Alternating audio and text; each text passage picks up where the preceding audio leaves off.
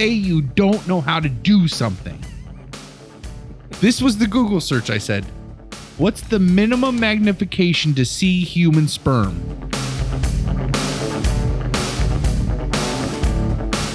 Yes, in episode 20 of Long Walk Short Drink, you referred to the Knights of Ren as being potentially related to a Sith. However, Ren actually refers to the planet system, And you're just like, fuck off, and just like this. It's like you're supposed to speculate, bastards.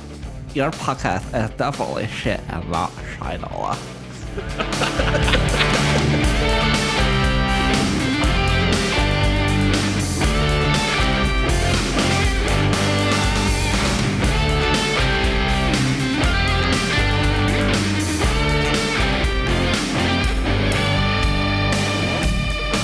I was like, let's try it one more time. Good. Because I left my phone downstairs charging, and I was like, well, let's. I didn't want to go down and get it.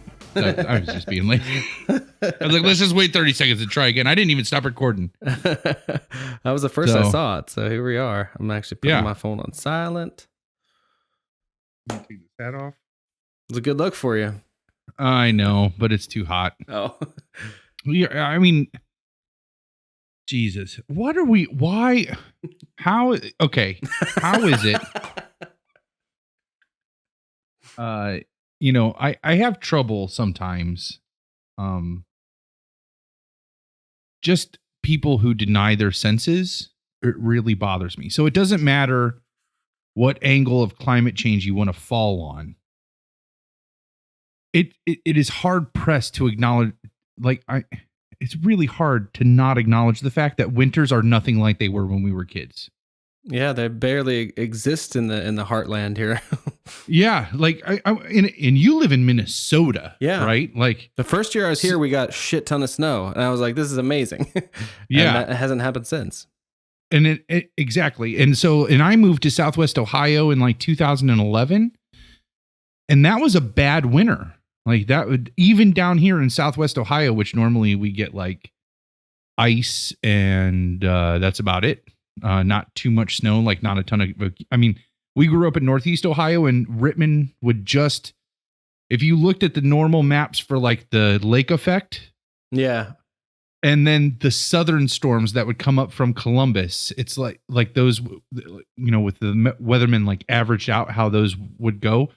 The lake effect would dip down and just touch Rittman, and then those southern storms would dip up and just touch Rittman. So we would we got hammered growing up. Like I remember it was like I think we talked about that with Shamrock, that one year that we had like 2 weeks off. I felt like Christmas break got extended by a week. Do you remember that year? I somehow I don't remember that. I feel like I should, because I would have loved it for the snow alone. Yeah, it just. I mean, I just feel like, I don't know. It's just really hard. How do you deny your senses? Like, there's no way that you can say that the winters we were having a decade ago are different. And that all is getting to the Long Walk Short Drink, which welcome to episode 20 to Long Walk Short Drink. This is Palmer. This is Dave.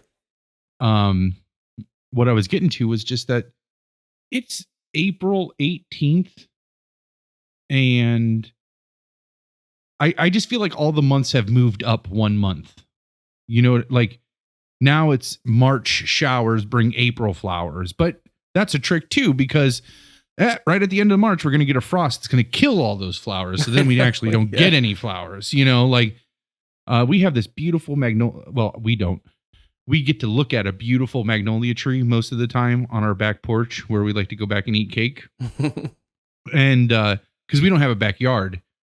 But our neighbors have this amazing magnolia tree that is typically just so beautiful and fragrant. There's actually a bunch of them throughout the neighborhood. There's a ton of magnolias and walnut trees. Like the neighborhood, there's a ton of walnut trees. I'm gonna sit my neighborhood. That's fine. And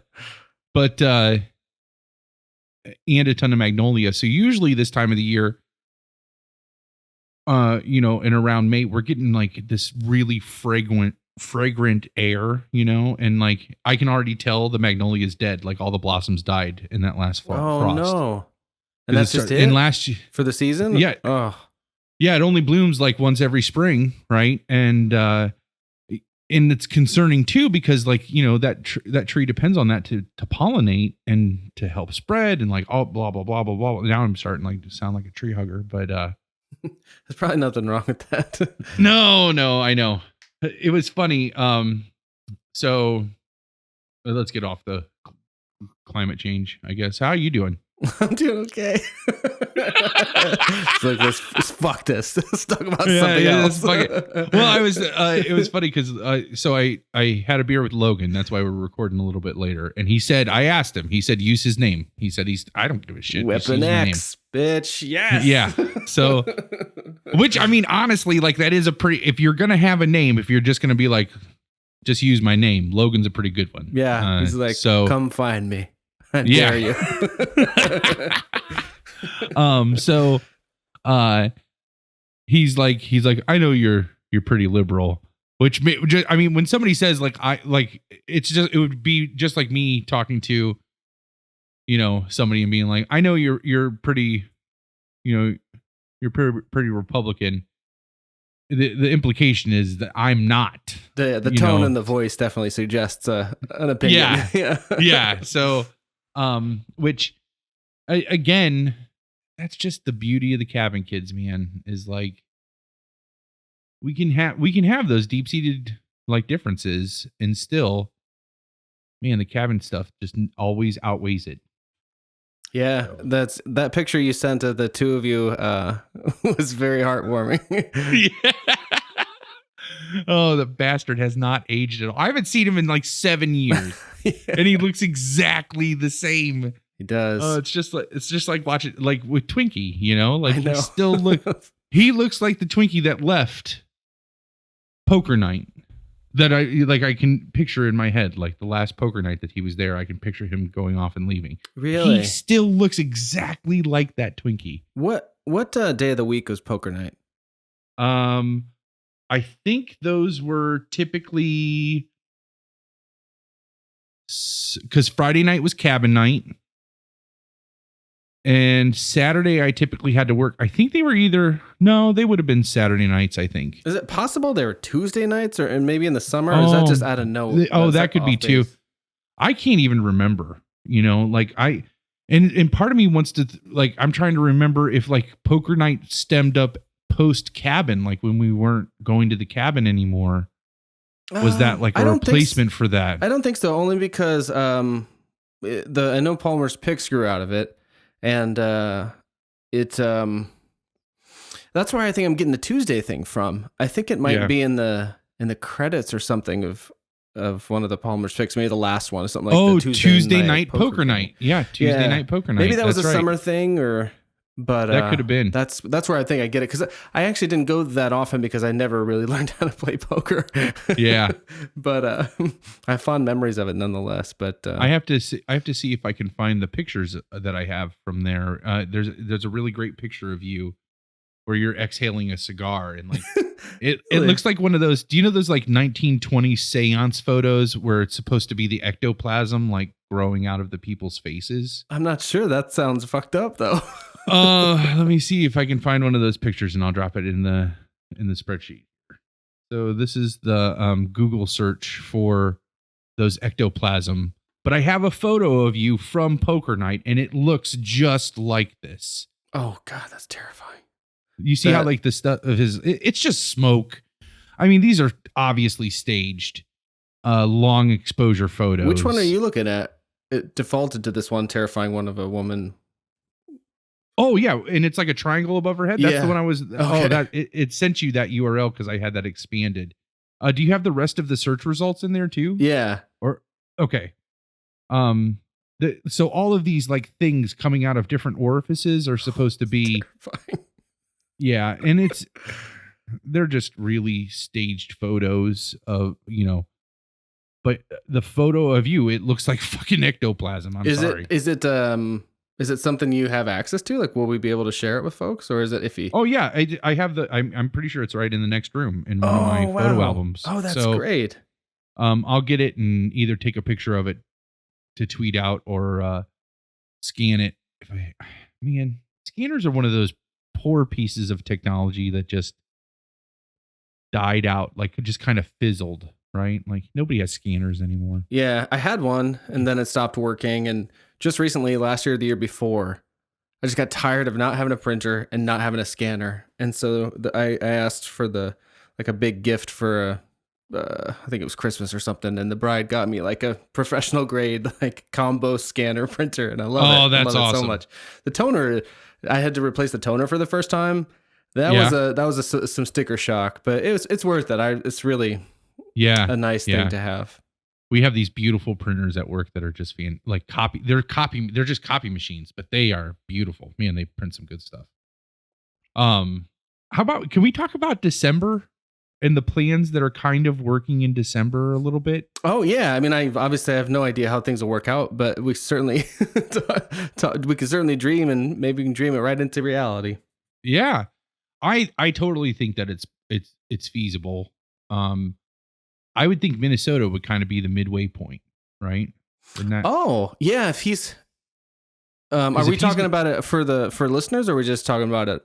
Yeah, okay. No, let's talk about it for listeners. So the game plan, like what we're trying to do is, and we would love to hear your feedback on this to see if it would be worthwhile. I came up with this harebrained idea that I want to see episode 8 with the first time I see it, I want to see it with Dave. And then I thought when I saw the Palmer's picks before and after from episode 1, and that Twinkie was a part of that. And man, if we can get Jacko too, that would be spectacular. Oh, yeah. Get him, well, around the Christmas holiday, sometimes he is in the States. Yeah.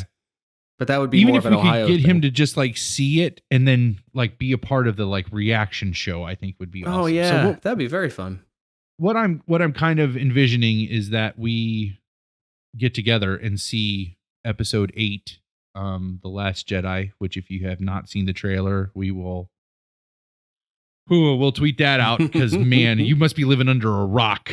That trailer is fantastic. I saw it twice in a row, because remember Twinkie sent us that thing in the text thread about going to they were streaming certain panels live on the StarWars.com. Oh yeah. I was working from home that day, and another he sent the poster, which is so badass.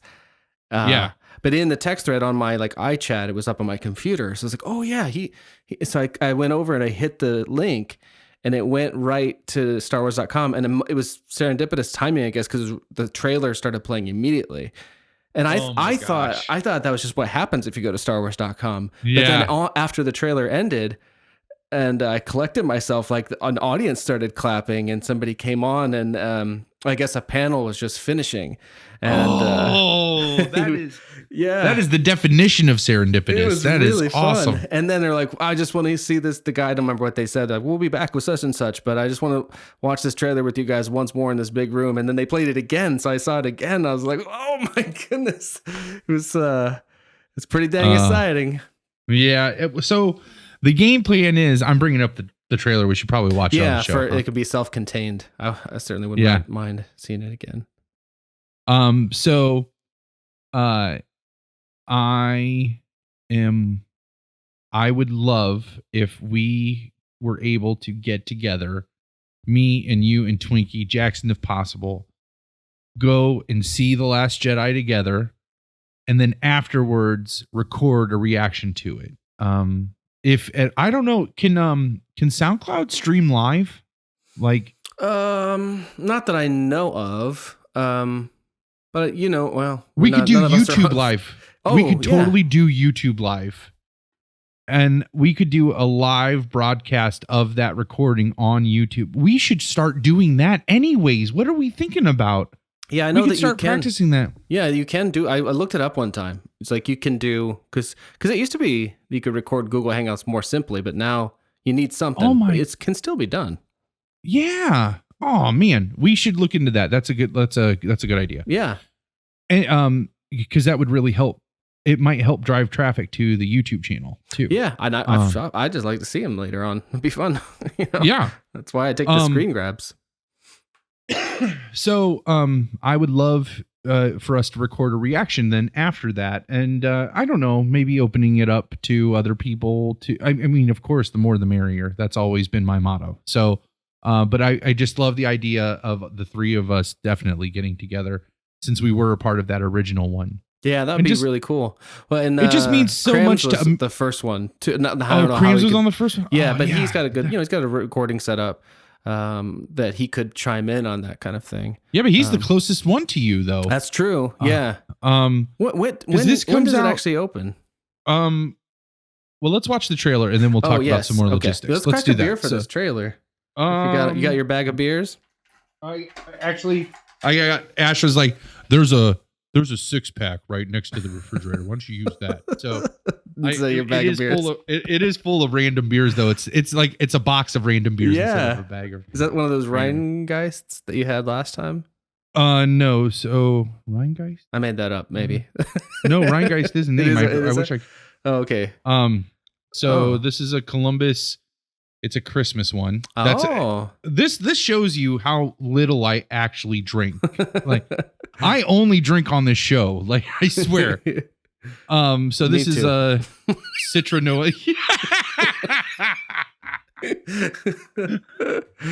And then this is a Sidecar. This is Sierra Nevada. Oh, that's a cool. I wanted something. name. So, did you try any of the grapefruit shandies that came out last summer? Did those like hit like the Leinenkugel Minnesota ones? like a wave? Is that? Yeah, there was like Leinenkugel, grapefruit shandy, and then a big one that came out later on in the summer was Traveler grapefruit shandy, which I love a million times more than Leinenkugel's grapefruit shandy. No, I didn't have them, but the bride likes those kind of things quite a lot, like the Leinenkugels in general. They had a watermelon one she was crazy about. Oh yeah, we brought that to your house last summer. I forgot. Oh, you're the one that introduced her to it. Yeah, she loves that. Yeah, yeah. And she. It's my girl. Don't touch her again. Listen, I can't turn it off. You wouldn't turn it off if you had it either. No, you know that. No, I wouldn't. Everyone would be in trouble.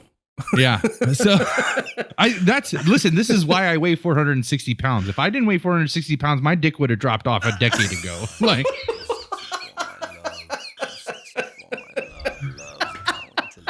I'm sorry. That is just the honest to God's truth. I just know that that's going to be in the first few seconds, and that's like, who's not going to listen to that show? We got to make it a good one now. Yeah. It's functional. The weight is functional. Yeah. So, I mean, seriously, if I could, because listen, no, I don't want to get too much into it because my wife is downstairs. Fucking wife, man. She ain't gonna have no sense of humor about the shit. But yeah, no. See, I have told her that though. I was like, listen, it was a good thing that I weighed as much as I did through my 20s because I would have cleaned up. Have kids left and right. But Traveler came out with a pineapple shandy that I had, and that is absolutely fantastic. So that's what I wanted, but I couldn't find it in bottles. I only have had that on draft so far. Oh, sorry, we did didn't do the 1, 2, 3. Quick, it's it was more approximate. Here we can grab another one so you can make a noise. Well, cheers. So we can make a noise. Yeah. Oh, to make cheers. Yeah. Well, cheers. Okay. Cheers. Yeah. I can use my Han Solo frozen in carbonate bottle opener. Hold on, let me make sure to get that. That is so fucking badass. I am such a goddamn nerd. Jesus. Sorry, I'm having trouble with it. There we go. Why? It's fighting me. Sorry. Shit. This was another one of those presents that I've always wanted and never would have bought for myself. And it was a present. So actually, do you know who gave me this? No. Captain America and his family. Really? Gave me this. Oh, that's fantastic. Yep. There we go. Now I'm getting things. Got it? That's so cool. Yeah. Look what I got going on here. I don't know if I can turn this without messing everything up. Oh, look at that beautiful sun. It's actually super cloudy here, but can you see that? It's probably not. That's a Star Wars. Oh my gosh, that is a Star Wars lamp. Yeah. Shade, yes. And if you hit this button, oh my gosh, up as a red, blue, and red, or red, blue, and green lightsabers are the sort of my middle. gosh. Oh, I got you've tired. you got to take a good screenshot or a good picture of that and, I'll have to, and tweet that out, because I couldn't. If I took a screenshot, you wouldn't see any of the. Yeah, awesomeness it's tough to that is. capture like that. Oh, that works. There we go. So let's watch this trailer, huh? Okay, now that I Let's got do this this in trailer. full screen. Let's do this trailer, and then we'll come back to our plans. Yes. All right. If And I then can we'll move exit on. full screen. There we go. Okay, and then pause. Oh, okay. All right, I'm on 1 second. All right, let me move it to 1. There we go. I'm on 1 second as well, and we'll go on 3, 2, 1, go.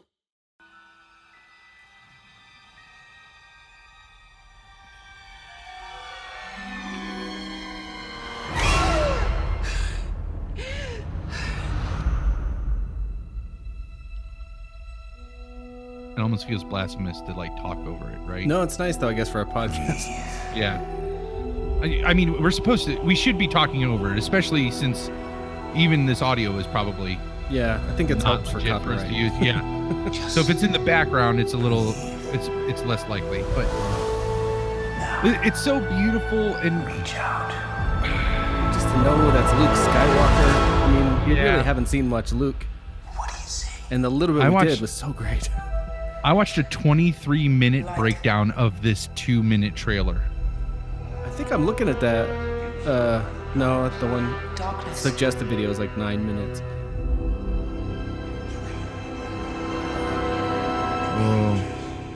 The balance.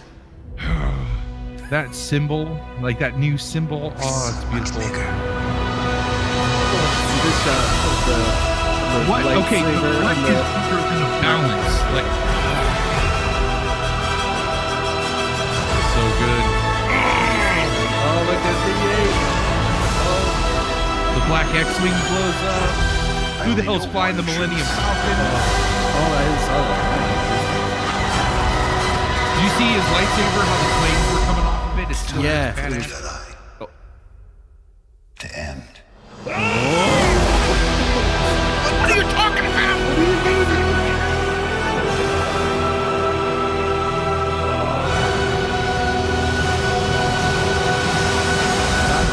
Whiny ass Luke. That's awesome. Whiny ass Luke.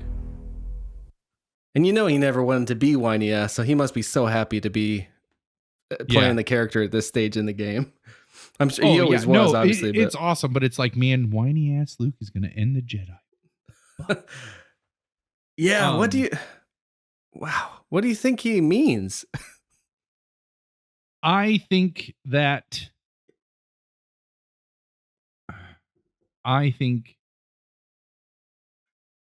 he can't handle his failure in Kylo Ren, and that's what he means.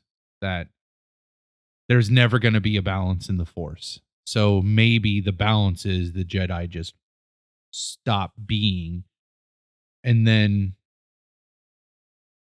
I don't know.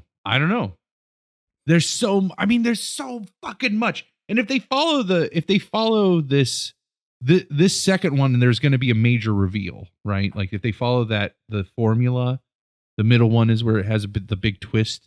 Oh the yeah, end. where we got the Chewie, we're home. Yeah. That got me. So I don't know. We'll see. Part of me wonders if watching it this time, and I've been so wondering what he means, and it's been revealed online or discerned that with the foreign language that it's decidedly plural. Jedi could be singular or plural, Right. So is this the last Jedi, meaning like the last one, or the last like of the Jedi, or Right.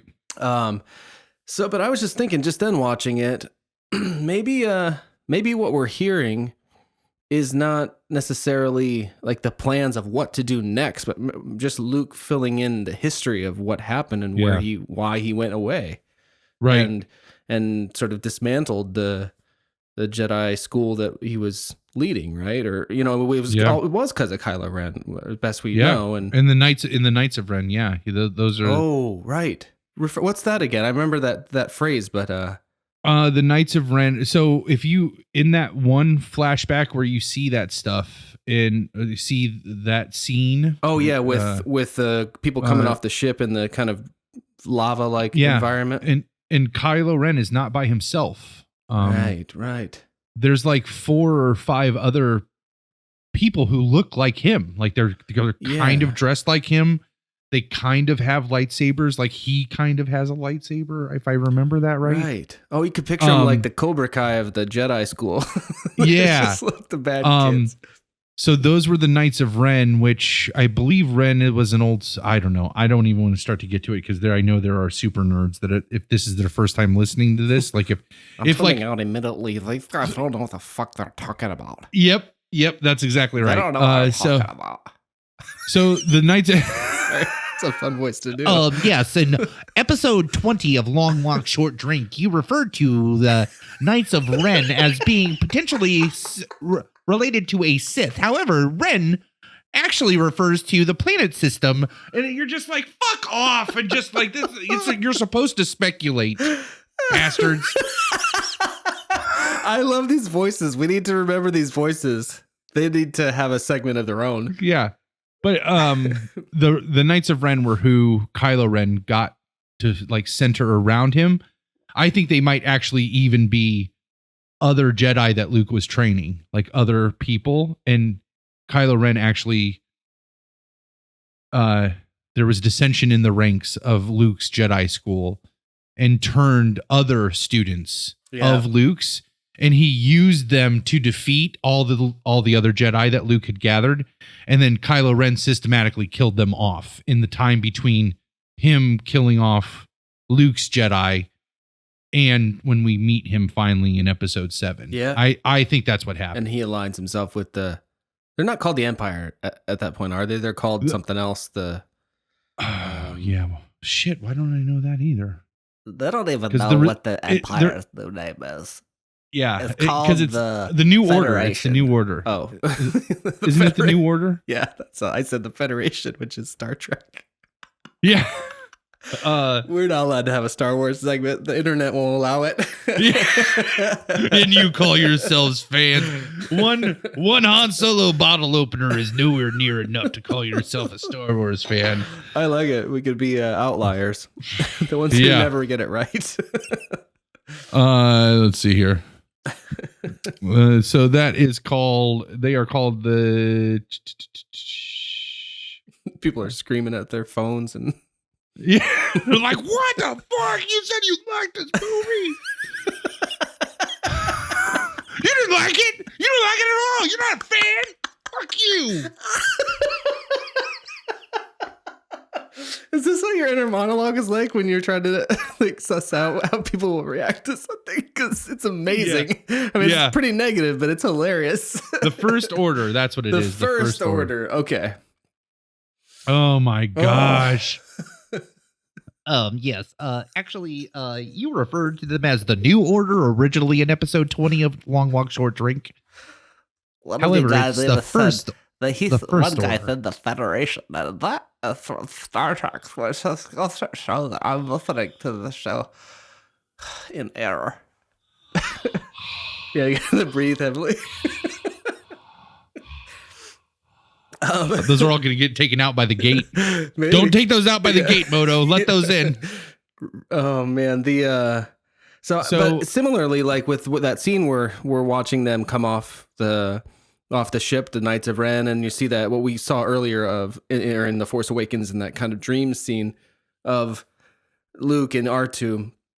We think it's Luke and R2 anyway. I mean, so that could all just be him filling in the gap of like, here's where I've been, and then he trains. So it could still be like I know he says in the trailer the Jedi have to end, but I just think that could be taken out of context in the order of events. And that he'll train Rey to defeat Kylo Ren, and hopefully the good side of the Force will prevail. I think that so it's the middle movie. I don't know. Fuck, somebody's gonna lose a hand, and shit's gonna be sad. Yeah, and there's gonna be a twist somewhere in there. I think the twist is gonna be we're gonna find out who Rey's parents are. Oh, whoever yeah. that happens to be.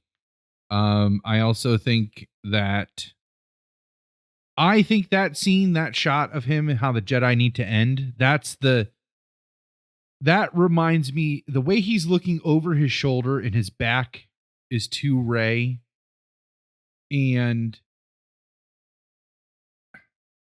it's in a cave. It is very, and this breakdown. Now, the breakdown that I watched, Is it going to say Apocalypse Now? No. Oh. It So I'll go does along make with this that. illusion, but I thought of this already before I watched that breakdown. It reminds me a lot of when Luke first meets Yoda. Oh.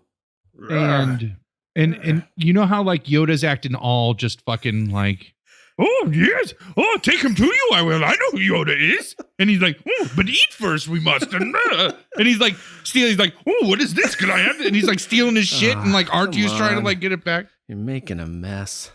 Yeah, like all that, and I love like, in a hurry you are. And I'm not looking like, for a friend. I'm looking for a Jedi Master. He is so impatient. Like that, and then that's how Learn it goes. Like patience. yeah, like his back is to him, and like he's kind of looking over his shoulder, and like, no, he's too old. Like that, and just like, yeah. I really, oh man, that makes me want to watch that right now. Yeah. I love that scene. So everything he does, where he's like playing that he's bumbling idiot, and then, yeah, and then suddenly in that one, like everything he does is hilarious. But then when he switches gears and he suddenly becomes like that noble look comes on. He's, yeah, and he's like, so listen, boy, one day when you are older, you could get hit by a boulder. Oh my god. that's good. That's good. Just like that.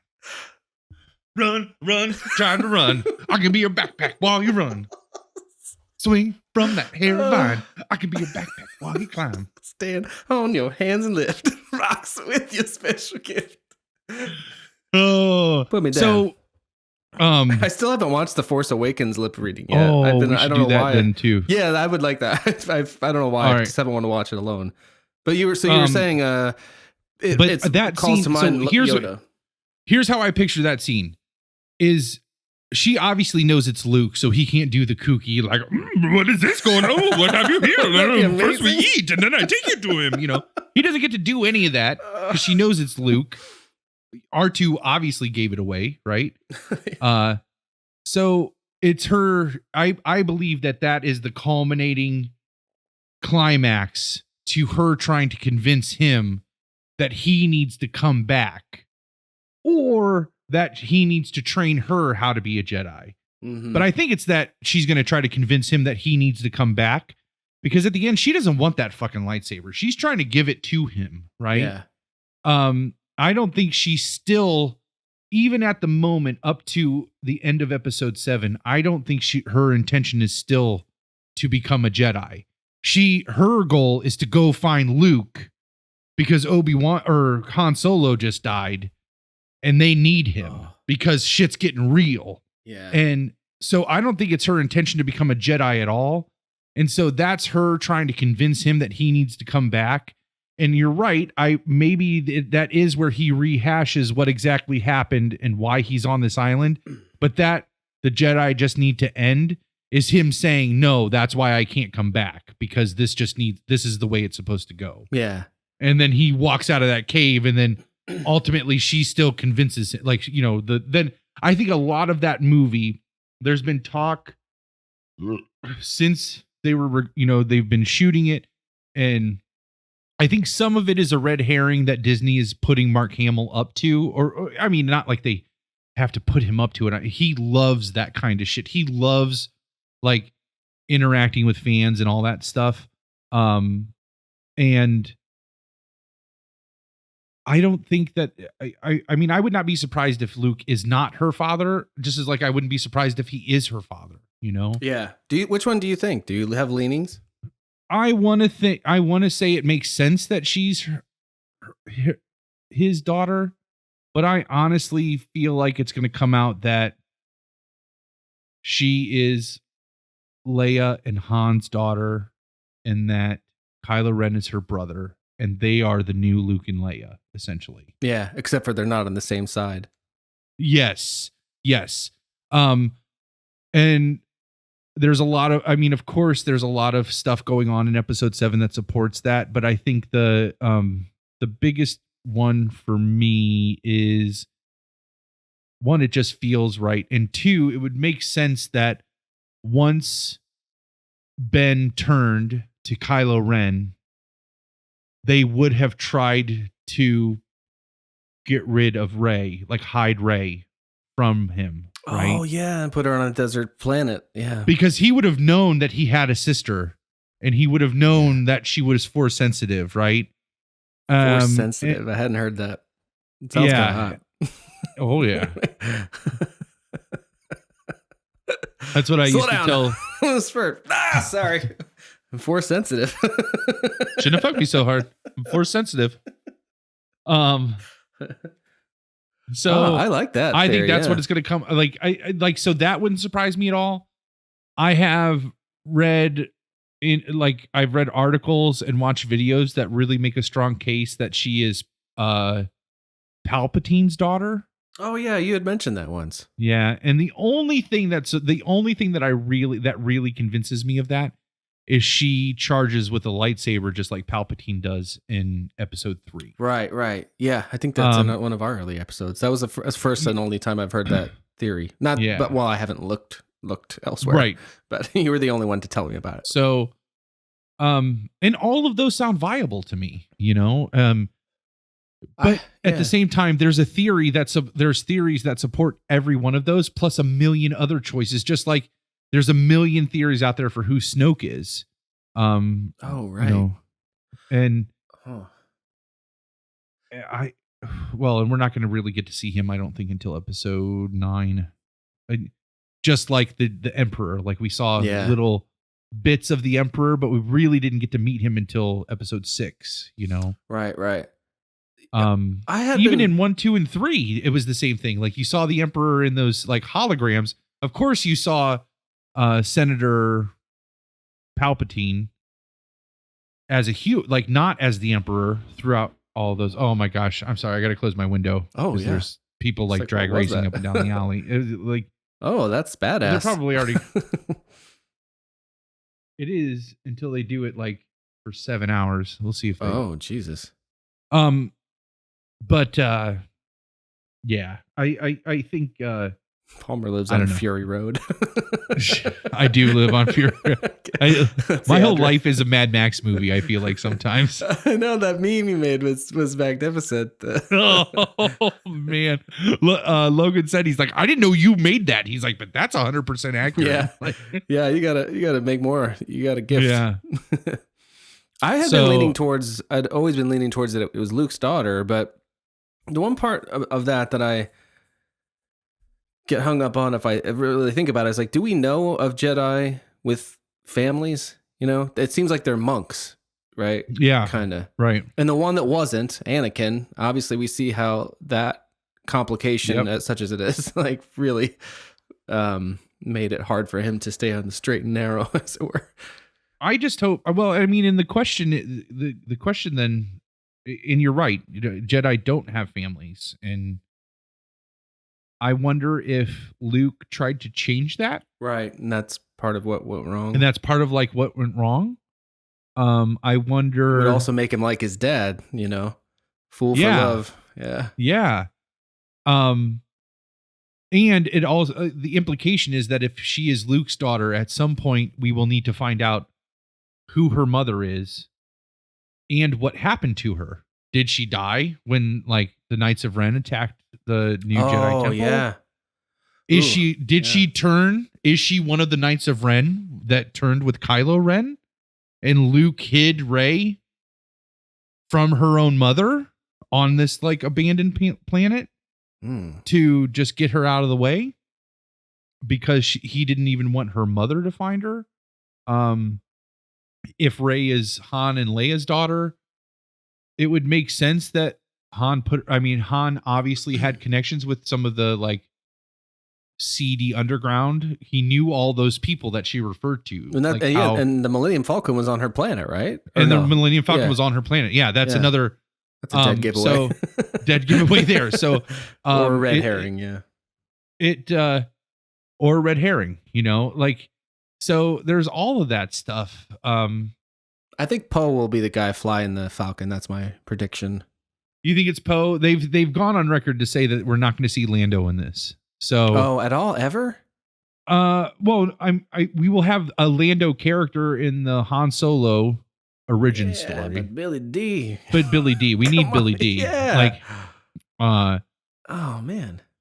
but that was the only other, I mean, in all of the times that Billy we've Glee, seen Billy D. Glee. Remember you sent me that GIF of him where right when they blow it up the second time where he's the one involved and he's doing that face. That is pure joy. We need that guy.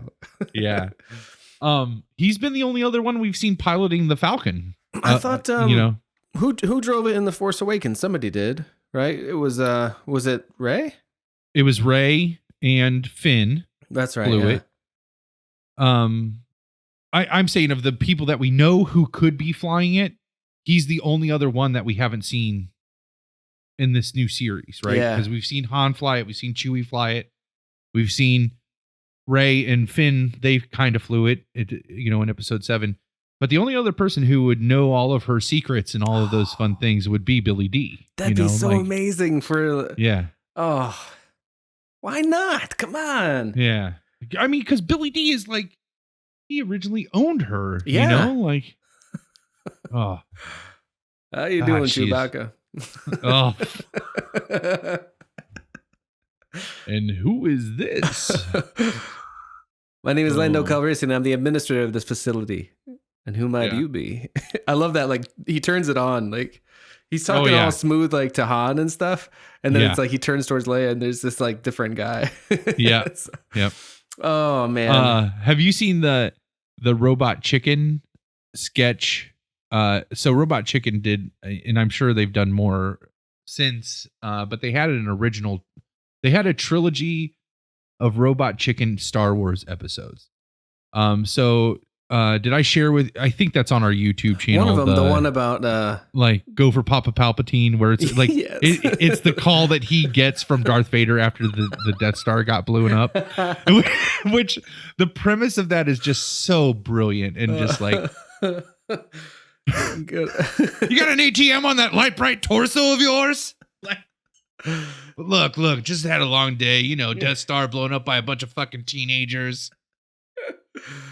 So Go to But our they have our YouTube page for videos mentioned on the show. You can find that and any other stuff like that. Videos we mentioned. there is a Robot Chicken sketch with Billy D. Williams where he that was not part of our bargain, and like then like Vader says like, I have altered the bargain. Please pray I do not alter it anymore. Yeah. And so every time they would go through that cycle, Vader would come back with another ludicrous request, like, and you have to wear these roller skates. That wasn't part of the original bargain. I've altered the bargain. Pray I don't alter it anymore. And like it's just this big cycle, like over, like, let me see if I can find it. Yeah, that sounds fun. The deal's getting worse. The name of the sketch is The Deal's Getting Worse All the Time. This deal's getting worse all the time. So it's only a minute long. So this is really quick. And I promise, ladies and gentlemen, this will be the last video that we'll watch. Like that. Well, wait, what was the other one we wanted to watch? The lip syncing one, but that probably doesn't work very well for a podcast because it's all about. Yeah, we'll like, do that at how the it end. looks. We'll watch it together at the end, like when we're done recording. Okay, yeah. All right, so All I got right, it here queued up. Let's go 3, 2, 1, play. Wookiee must never again leave this city. That was never a condition of our arrangement, nor was giving Han to this bounty hunter. I have altered the deal. Pray I don't alter it any further. This deal's getting worse all the time. Furthermore, I wish you to wear this dress and bonnet. This was never a condition of our I arrangement. have altered the deal. Pray I don't alter it any further. This deal's getting worse all the time. Here is a unicycle. You will ride it wherever you you go. What? I'm not riding the. Look at the stormtroopers in the Altered background and deal. Boba Fett. Pray I don't They're like alter it clapping any at him. further. Boba Fett. Deal is getting worse all the time. Also, you are to wear these clown shoes and refer to yourself as Mary. Oh, f- you, man. I'm not doing it. I have altered the deal. Pray I don't alter it any further. This deal is very fair, and I'm happy to be a part of it.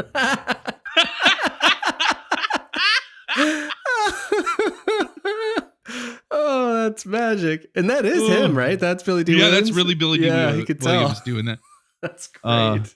So good. I'm gonna have to watch those at some point. I've only seen the clips you've shown me, and but I've seen Robot Chicken over the years, or years ago, and I always thought it was really great.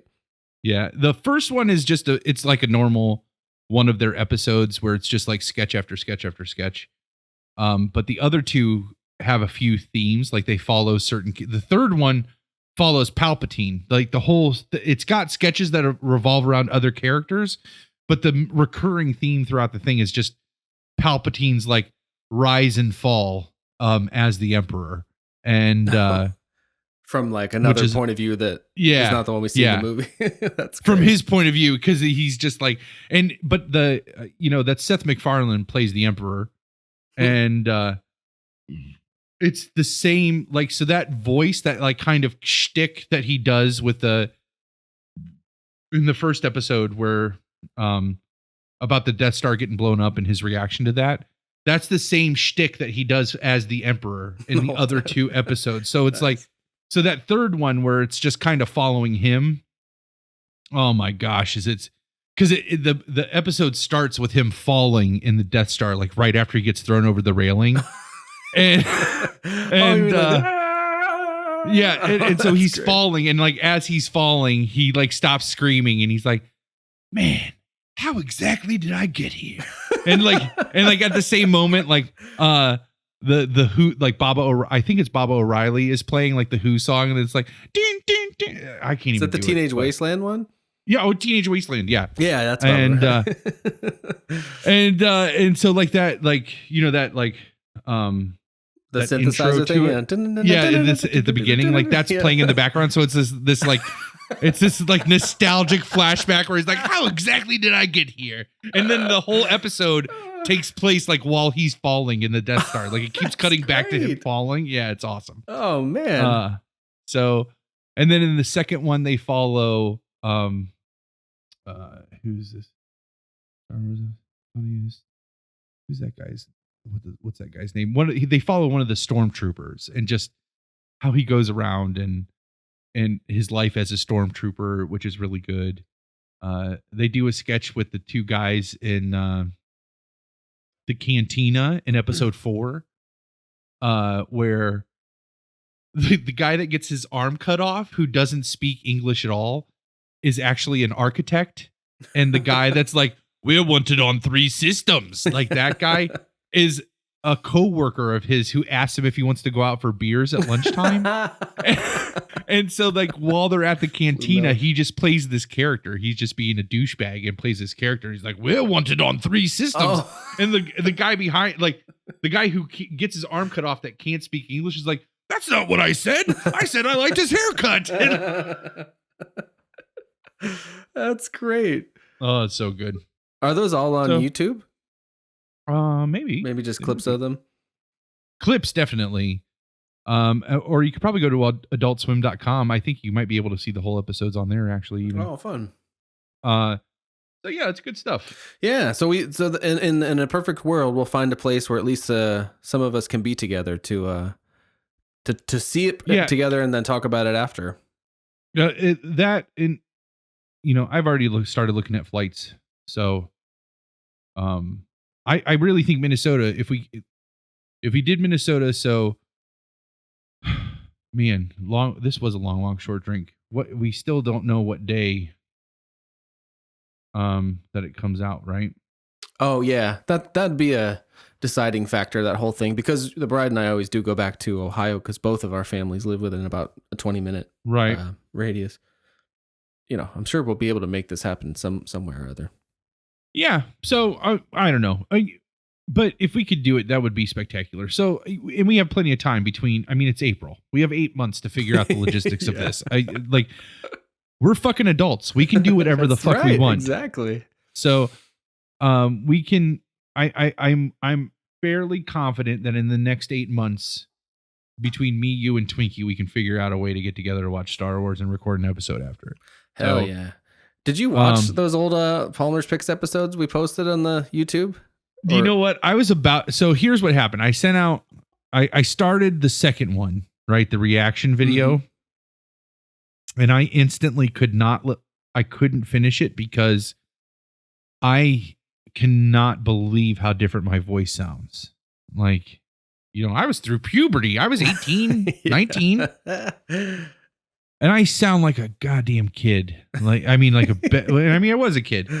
But I sent what's funny is I sent that out to I have a group thread that all of my ex-colleagues are on that we still we chat back and forth. And so I sent a link to that out, and my one buddy, he summed it up perfectly. He's like, this whole episode was you guys trying to convince yourself that it was good.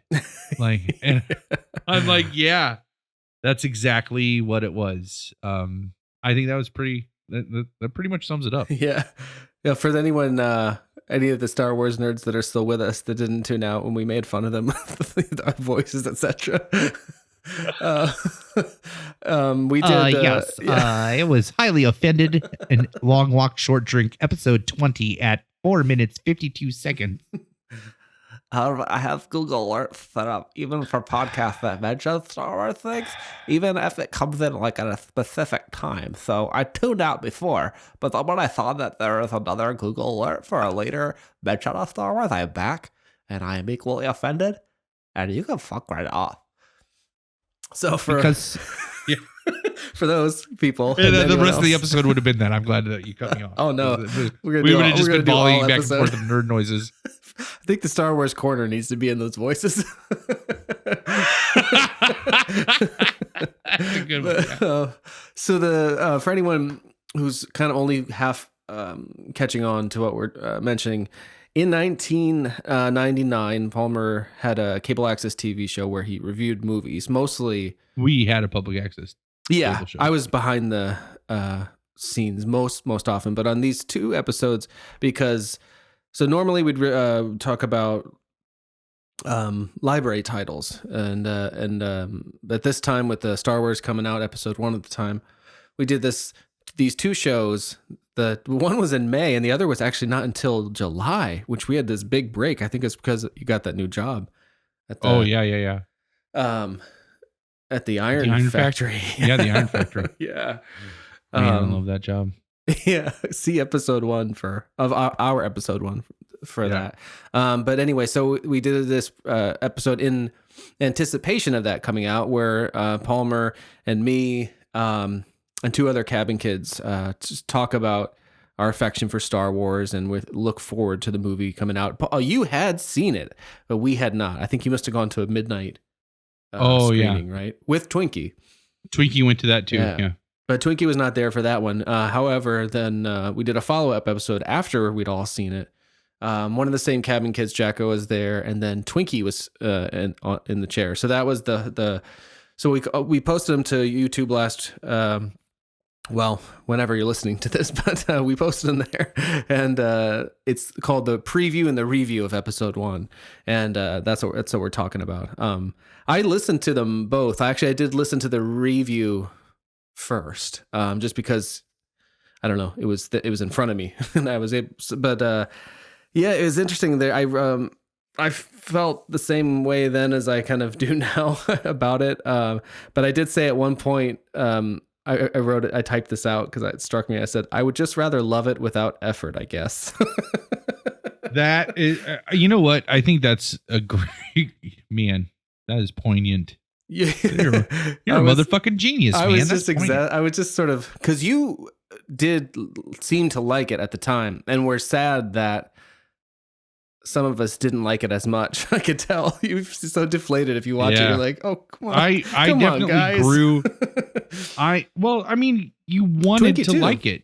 Oh yeah, you wanted to, and like it was one of those things that once the sticker shock wears off, and the sticker shock for that wore off really quick,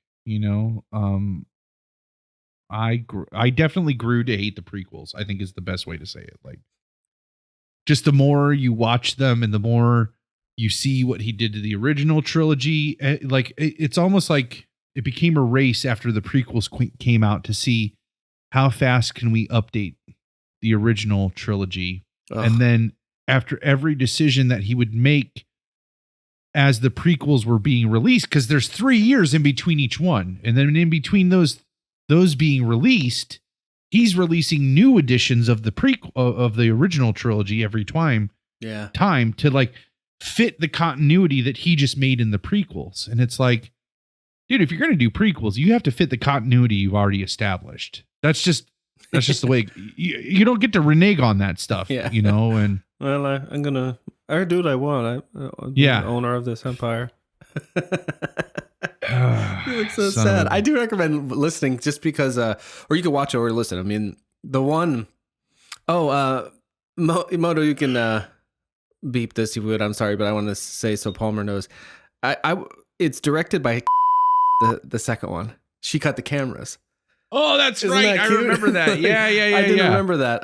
Because I was watching it and I was like, well, there was people on camera because it was cutting between 3 cameras like a normal, TV show or whatever. But it's like they weren't always well framed or focused shots. And one time it cut to black, and I'm like, what is happening? Who was doing this? It was somebody that just never had really done that before. But one of our friends, another cabin kid, and we had camera people as well, like running. Like she was like directing them to move the cameras, and like that's right. There's a close up of a Coke can at one point. Coke can. I was just gonna say that. Like I remember like them being like really artistic and thinking about that kind of stuff. So. But there's some kind of interesting things about it. One of which is that Twinkie back then predicts like, well, what if they kill Han Solo? You're not gonna like that. Because we were talking about what it. I don't know what angle he came at it from, but that was like, whoa! It blew my mind. I was like, oh man, Twinkie called it. 1999. Yeah. Anyway, so those are kind of interesting if you want to hear our thoughts about it way back then. And then of course, we'll be talking about it here in December. One of those same cabin kids that was on the preview. There is a podcast, single podcast. I guess a podcast. I don't know. It's a couples commentary no one asked for.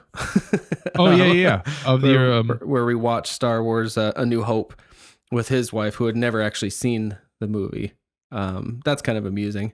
My favorite bit of that is when the Jawas are first seen and we say that word, she goes, Jawas. Like trying to pronounce it correctly. That's awesome. Anyway. Speaking of Jawas, this is a little segue, and then we'll move on to our next bit. I found out that the Jawas at Disney will barter. Like there's a list of things that you can bring into Disney and they'll haggle with you. Like, there's people in Jawa costumes that will barter with you? Yeah. Like I mean it's Disney, like they dress people up in costumes anyways. Oh, like they would Mickey or Minnie wandering around. Yeah. So when you go to the like Star Wars section where Mickey and Minnie would be walking around, there's stormtroopers and Jawas walking around. Wow. Just like randomly throughout the park. There's this amazing video. This is why Disney is so awesome. There's this amazing video where this kid just happens to be walking around in the Star Wars area dressed as Kylo Ren, and I'm pretty sure it's 6 stormtroopers. It might be 4. Come up to him and hail him like he's Kylo Ren. Yeah. And then they are like, sir, your presence is being requested at this thing. We're here to escort you. And then proceed to escort. They're like, if you could, it's a little bit dangerous. If you could open up your lightsaber. So he the kid like opens his lightsaber up, and they escort this kid as Kylo Ren through the park, like in this big loop, and like manhandle people out of the way for him, like with like just like it's real. And then escort him and bypass all the lines and all this stuff and take him right to Kylo Ren, where he can do a photo op with Kylo Ren. Like a guy in a Kylo Ren costume. That's so cool. And that's just a random unplanned thing. And like, it just like that kind of stuff just happens at Disney. So one of the things that happens that has to do with the Jawas is you can take things, anything shiny or sparkly or like little flashlights you get at Harbor Freight for $1.99 or whatever. You can take those and they'll haggle with you. And like, but they are so into character that like, if there's like a kid that's like crying because he wants to trade with the Jawas, if that kid that's crying and freaking out doesn't have something they want, they won't interact with him. Like they like they are in character. They are Jawas. Wow. Like, so I'm just they speak in that language. yeah, I think they do. Like maybe that was an Ewok. I don't know, but what are you digging right now, Dave? Oh, so I had this a couple weeks ago. A lot of things, but I'm only gonna focus on the one dig per show so that our shows don't turn into always 4 hours. But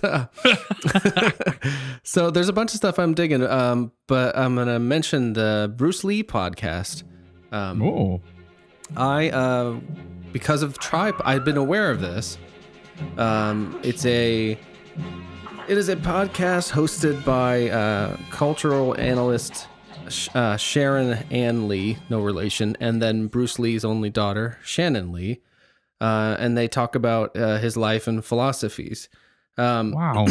It's so I was a big Bruce Lee fan as a kid. That was my introduction to sort of martial arts films, and anyone who's listened to more than one episode of this show knows I have a great affection for those, particularly those of Jean-Claude Van Damme's. But first there was Bruce Lee, and so yeah, a big fan, but he's not been a big part of my life in the last, say, I don't know, 20 years or so. But anyway, the tripod month where you're like supposed to try new tripods or supposed to try new podcasts. There you go. Try new tripods. Hey-o. I thought, I'll give it a shot. And so that was my nickname in college, by the way. I can't do that was my Dick's nickname in college because like, it's me. Yeah. but that still kind of works. Yeah. So I started listening, and I've been really enjoying it. It's so everybody who remembers Bruce Lee remembers him from the films that he made, but he also had a philosophy degree and was this real Renaissance man who could do all kinds of things incredibly well because he applied himself like few human beings that we're aware of ever had. And so it's been a nice way for me to think about, I don't know, to really distill it down and hopefully not demean it. It's kind of self-helpy type stuff. They talk about some, like they'll pick one of his famous quotes or one of his like some adage that he has or certain philosophy. He had specific personal philosophies about life that he extended to martial arts, and he created his own expression thereof called the Jikundo. And but yeah, so it's hold on a sec. I've been finding I'm not breathing very well because my microphone is loud in my ears, so I'm self-conscious about that. So I'm turning it down, so I just breathe like a human. Yeah. Hold on a sec. Don't pass out, Dave. I know, it's ridiculous. It's funny. That's kind of it can get down to that kind of simplistic thing in the show where I do think that there was this episode. It might have been this one that I'm going to mention that Shannon Lee's telling a story about being in a very dark place after her brother Brandon died. He was killed on the set of the film The Crow, which listeners to this podcast will know that I have a detailed history with that property as well. But she was talking about this time when she was like painting houses, I guess, around and trying to deal with that grief and wasn't very well, and realized that she was literally forgetting to breathe, so much so that she did pass out. And so, wow. And so so they would talk about that like these little sort of, whether it's a mantra or something to, if nothing else, remember to breathe, which I'm still not doing. Hold on. So to give an example of one of these philosophies, is that this is a very famous Sorry. quote. No, that's okay. That's Oh my much-needed God, levity. I'm such a pig. Ugh. No, maybe that's it. Maybe it's because I'm drinking beer and not breathing. But Yeah. so let's see if I can collect myself enough to give my imitation of this one quote that I have memorized for years and years. Breathe. Whew. Okay, so this is something Bruce Lee said in my best Bruce Lee voice.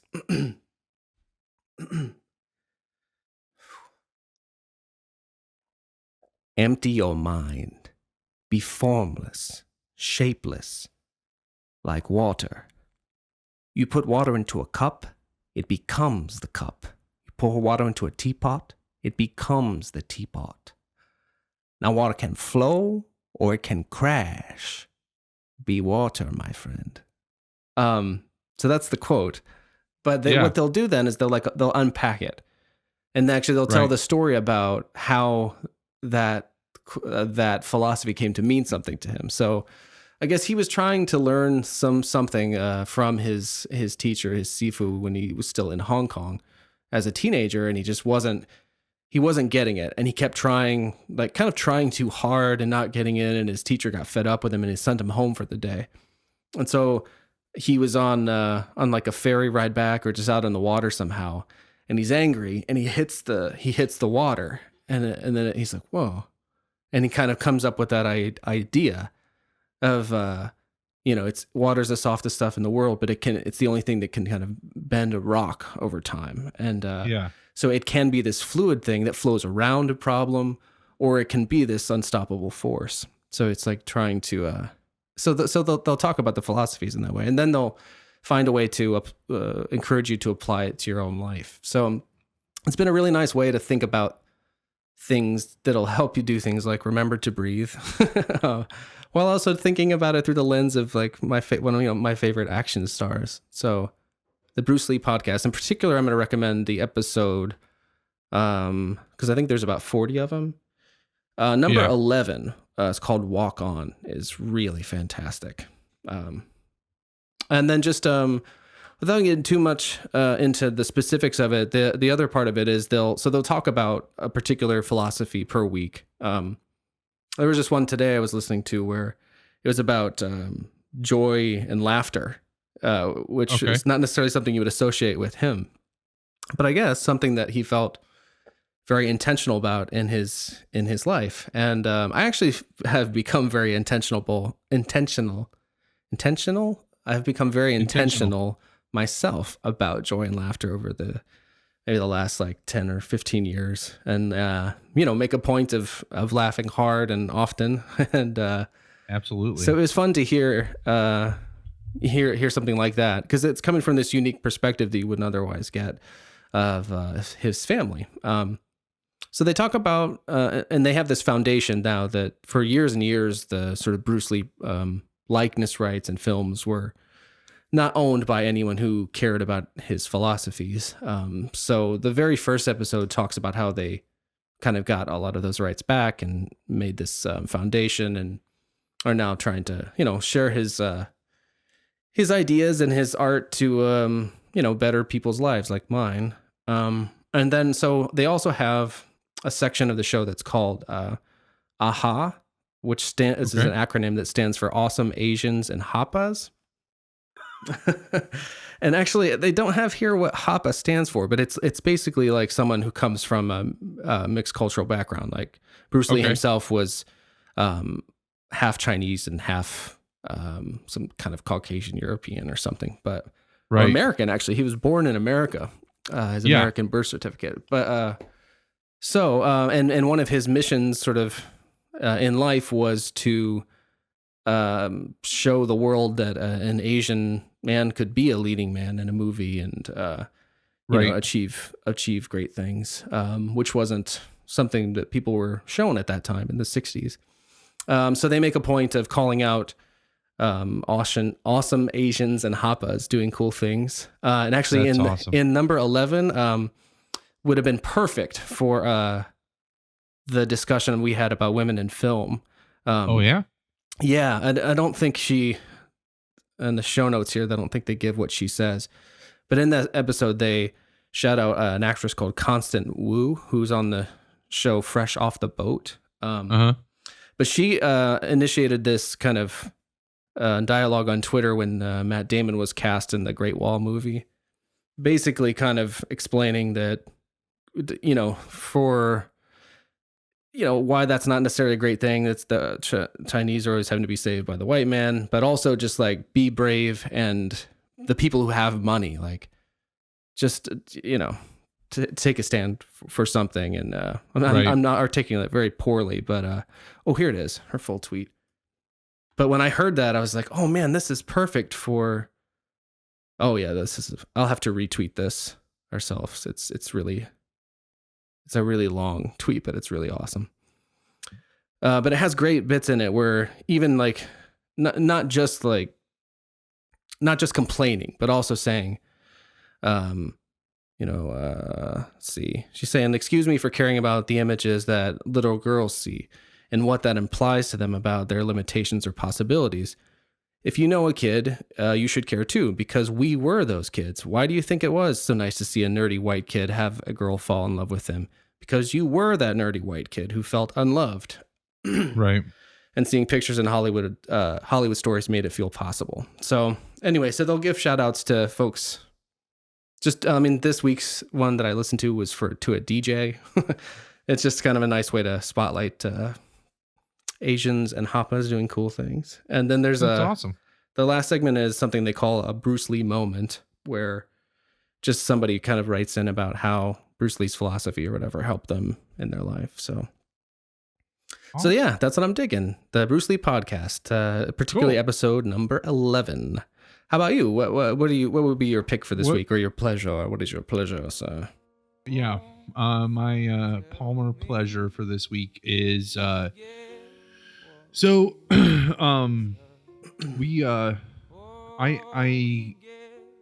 built a wood shop in my house right after I got married to Ash, and then I was like going like gangbusters down there and built the wood shop. Like spent probably 8 months building the wood shop, and once I got the wood shop built, I started like my first project. I had a couple projects going, and everything was going fine with those. And then just shit started happening last year, and I pretty much like the last project I was working on, which was probably a year ago. The last day I was in there, like the sawdust is still on the floor. The project, like all my tools and everything are still out on my workbenches. Oh, wow. And I just haven't touched it for all that time. And I am just realizing now I feel like I am coming out of the woods of my funk that I was in for the last, 8 months.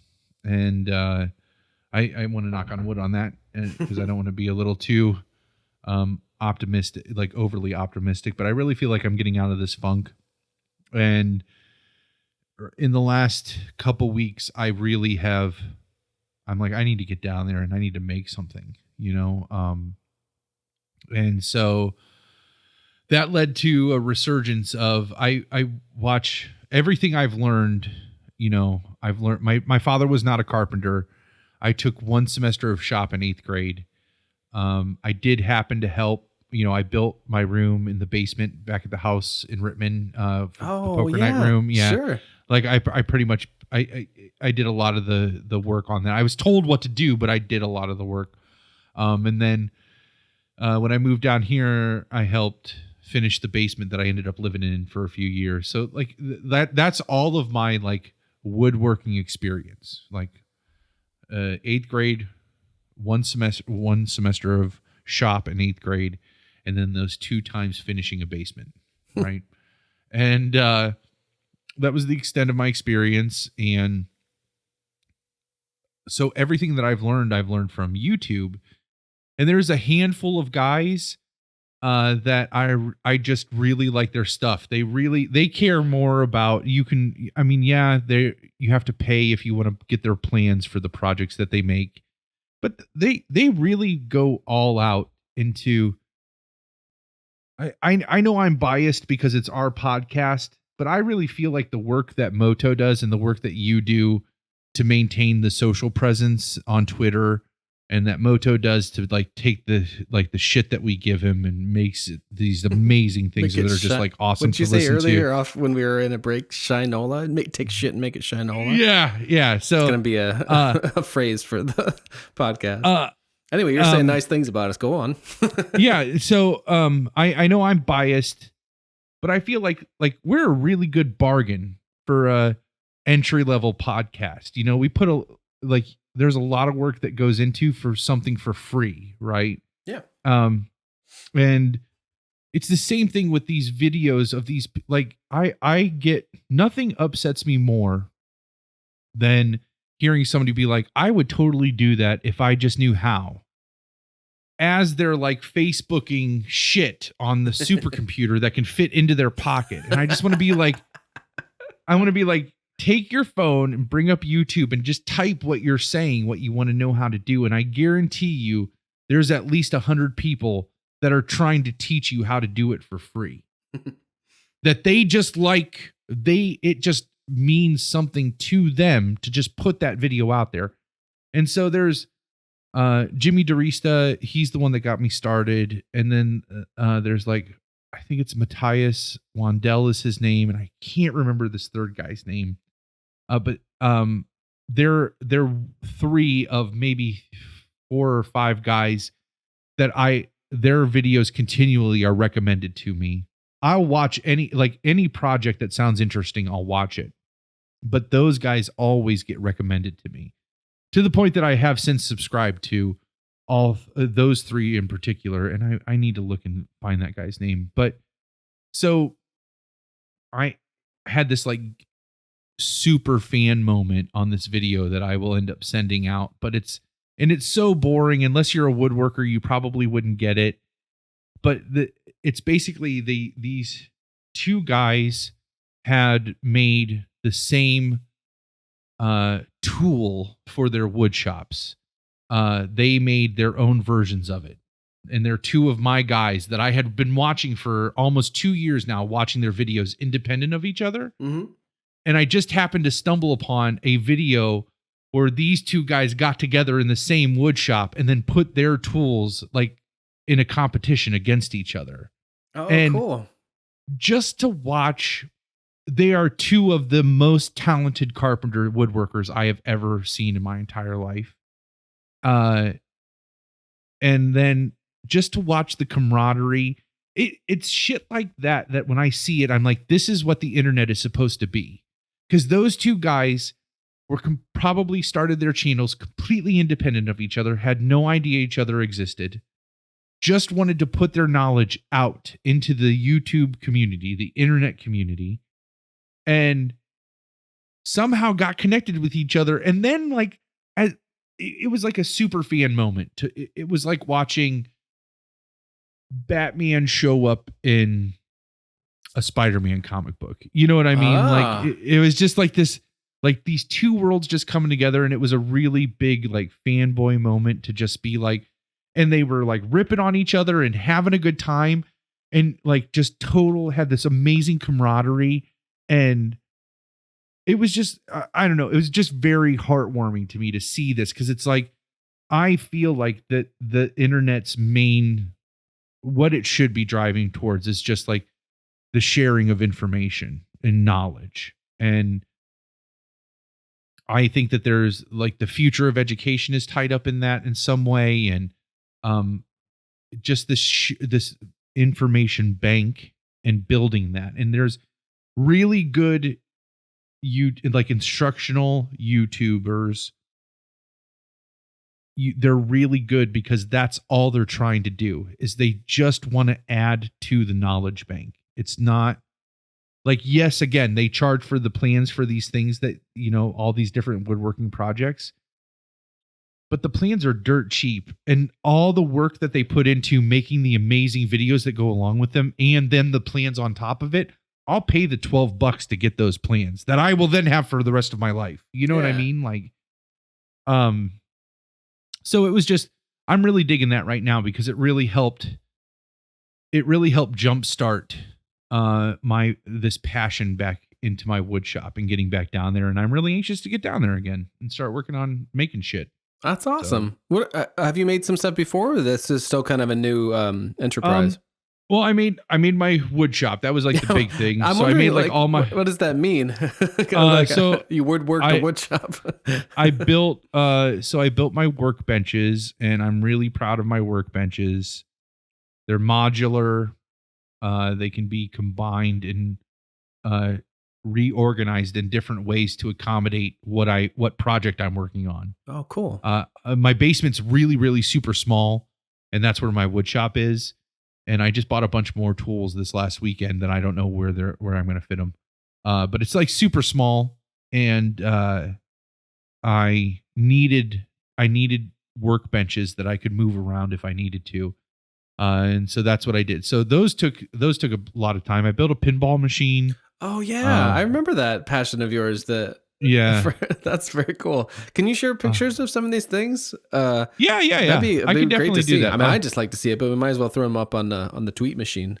Yeah, absolutely. The supercomputer in our pocket.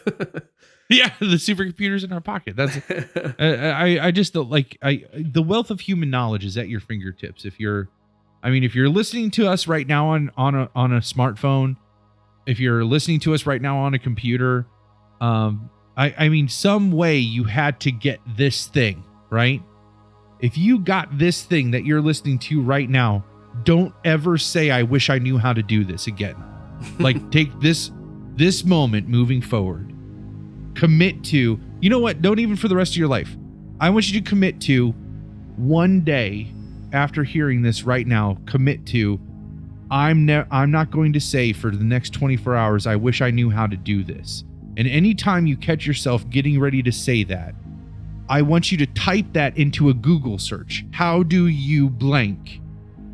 And I want you to take 10 minutes to just look through those search results and see if you can answer that question, I wish I knew how to blank.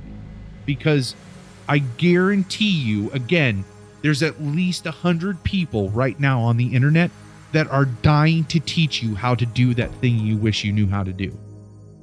And probably 75 of those 100 people are really good at teaching you how to do it. So don't just take the first search results that you get. Take a little bit of time. You have to do this smartly and intelligently. But just take that time, take 24 hours, the next 24 hours, to commit to learning something new from the internet. And I guarantee you that once you learn that skill, you'll never say, I wish I knew how to do this. Now I say, I want to know how, not I wish I knew how. Yeah, like I gotta go check how to do this. Yeah, I gotta go find out how to do this. Yeah. Like, I want to know how to do this, so I'm going to go learn. I mean, Ash will come in and she'll be like, what the hell are you watching? I wanted to know how to record a Google Hangout so that we can post it on our YouTube page. Exactly. I wanted to know what the best tools for punching leather were. And there's 5 videos on that. Like compare tools? Different tools. Captain and Tennille. Fist, that's left and right fist. Yeah. Sorry. So that's my pleasure right now, is just like, awesome. I don't know if you could like synthesize that into what that is, but it's that, you can learn from the internet. That's for sure. But I'll share that video. Yeah, maybe it'd be that one was video. Just like, it'd be a good catalyst. It just really warmed my heart to see these two guys that I had watched independently of each other interacting with each other. And you can see that if it doesn't exist anymore, but if you were big in Vine, if you do watch a lot of YouTube, I really love seeing those communities interact with each other in certain ways, because these guys will get, this YouTuber has this many followers, this YouTuber has this many followers. They have the same fan base because their humor is the same. And then it's like when one of them appears in the other one's video, it's like this super fan moment. I don't know how else to say it. It's just awesome. That's great. I definitely know. I know just what you mean, of course. Yeah.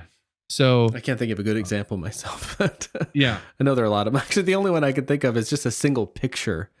There's a book called Far Away So Close, and it's a U2 book from the mid 90s, and it's mostly about the Zoo TV tour, but on one leg of the Zoo TV tour, Pearl Jam opened. So there's a picture of a young Eddie Vedder sitting at a table with an only slightly older Bono. And I'm just like, ooh. Man, if they would have I had love Frank those Sinatra in guys. there, that would have been the Trinity right there, right? Like, Bruce Springsteen for me, yeah. yeah. Well, no, what's that movie? It's Dream for an Insomniac. She says she's like Frank Sinatra's God and Bono is Jesus and Eddie Vedder is the Holy Spirit. Doesn't she say like those three things? I'm gonna have to. I think you're the one. I thought you were the one that Dream for told an me about that Insomniac. movie, Dream for an Insomniac. I think you're the one that told me about that quote. I haven't quite remembered this. And I just realized something listening to the last episode that I have a pretty good memory for certain things, but some stuff I forget. So you were telling me about this Clockwork Orange documentary that I was like, I can't remember that. It was the Life in Pictures, I think, documentary that came with the box set for the Stanley Kubrick thing that I had. So I did see it. I'm sure I did watch it with you. It just, I was hung up on the idea that it was only about Clockwork Orange. So I was happy listening to the episode. I'm like, why?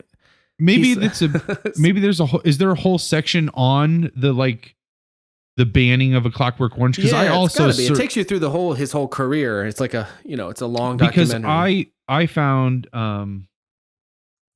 I did the same thing. I did a search. I did a search, and there was a 45-minute documentary that came up that just was a chronology of the history, the controversy surrounding A Clockwork Orange. Oh, and that looked like the documentary that I was thinking of, but I'll see if I can find that too, and I'll send that to you. Oh, look at this. Yeah, Dream for an Insomniac, 1996. Ione Skye, Jennifer Aniston. Huh. I might have forgotten that movie. Yeah, but I do. I mean, I love those two guys, obviously. So there is a picture I have come across on the internet that is, and that they've been together a lot on certain occasions, Eddie Vedder and Bruce Springsteen. And then this like Jackson Brown is there. That's like that thing earlier where you said, where it's like, well, you're pretty liberal, right? Where there's like, it's in the tone. Obviously, you can tell I don't like Jackson Brown as much. Right. Well, I know you're pretty liberal. Yeah. So though his song. Well, what the fuck's that supposed to mean? Yeah, I'm curious about that conversation now. Oh no, it wasn't anything like that. I can't believe I just said that. Like, what the fuck's that supposed to mean? It was there was zero like standoffishness about that at all. Like, oh, that's funny. That song though, speaking of Jackson Brown, his song "Late for the Sky" appears in the movie Taxi Driver. That song is devastating and awesome. So, but it was just, anyway, I do like to see my people together. At one time I got to see Glenn Hansard open for Eddie Vedder in Detroit. Like there's another couple of it all seems to center around Eddie Vedder, but which this is a weird non sequitur. It's going to sound like it, but there is a relationship to Eddie Vedder. We watched Saturday Night Live, the bride and I, pretty regularly. Is this going to lead to a shit the bride says? It should. It's not directly, but I got the book in hand. But so we were watching the most recent episode, and we haven't finished it yet. The host is Jimmy Fallon. Yeah. And the musical guest is Harry Styles from One Direction. Yes. And he was going to sing I heard he had a song called Sign of the Times. And I'm like, is this a Prince cover or like, what is this? I see the kid on stage. We watch this show a lot, Saturday Night Live, and I'm going to say easily 7 out of 10 times, sometimes more. The musical guest, we're just like, what? This counts? Like I don't know. It's just not connecting for us a lot. Because in all fairness, though, Saturday Night Live is really avant-garde with their musical guests. I mean, but you got to be mainstream to end up on Saturday Night Live. But I don't know if that. I mean, you have to be trendy, I think, to end up on Saturday Night Live. Yeah, it is supposed to be some kind of that's a good point. That's a good way of putting it. Yeah. But it's more like just we're watching it, and it's not like, well, I don't often feel like I'm missing something. I feel like it's just something that's missing me. It's like I see what they're going for, but for me, a lot of times it seems embarrassing. But yeah. So that's why, fair. and some of the, I just wonder, like, I wonder sometimes, like, is that just me? Is that the bitterness that I need to combat? But every once in a while, I'm really surprised. Like the week before, I wish I could remember the guests' names. I was having that feeling like, I think this is kind of stupid, but I also kind of like it. The week before was Louis C.K., right? Yeah. Well, who's that musical guest? I think it's probably still on the cover of iTunes. I don't know. I just know it was. We usually do the recap because we can't stay up late enough to watch Saturday Night Live. So we'll watch the recap on all. They put out all of the sketches on YouTube the next day. So then we'll get up the next day and just binge all the sketches on Sunday. Yeah, I stay up late on weekends especially, and I try to, but I don't know how you could with the schedule you keep during the week. But the bride gets up early and with the dogs, and she watches her morning news shows, and so she gets certain things always spoiled. So we try to watch the cold open in the first few minutes together if we can, and then we'll watch it on tape. It's the Chainsmokers. That's the group that was on the week before. That band sounds familiar. I never heard of them or watching it, and it was weird. It felt awkward. I'm like, oh, this guy's not a good front man. And at the same time, I kind of like the song, and I was just like, fuck it, I like this, I think. And the bride's looking at me like, I don't know you. But so it's not like I don't want to like things, I guess is the point I'm getting at. I do. I just often don't in terms of, especially music. I can be pretty judgy, but it's mostly that I just want to be excited. I want to be moved. And I'm not like a dance guy. So that tends to need to have some sort of deeper connection for me. And a lot of times with musicians, it can be my experience as a musician sort of feeling like certain voices. It's very trendy the last so many years to have what feels to me like this very strangled voice. You think of something like Ray LaMontagne was the first guy, I think, to really popularize it. So, I know that sound. Yeah, you just kind of like, for me, like it took forever to like. So we mentioned Eddie Vedder. Like I grew up imitating Eddie Vedder in a very strangled way. And eventually I found my own way of like singing, and it feels amazing. Like if you're expressing yourself and like using your body, breathing. But like these singers, it's all just like, and you, and it's like, what is wrong? Like, that doesn't feel right to me. So it doesn't resonate with me. So I'm just, is this the Chainsmokers or is this Henry Styles? This is where Harry Styles really surprised me. I'm looking at this kid's like famous for his hair and being in a boy band. He gets in the middle of this song. I'm like, like, what's going on here? I was like, I think I like this. And then I'm watching him, and I'm like, dude looks like a young Eddie Vedder meets David Bowie. And I think he's singing, and he's definitely not singing in a way that's pissing me off. Yeah. It's like, I think I like this song.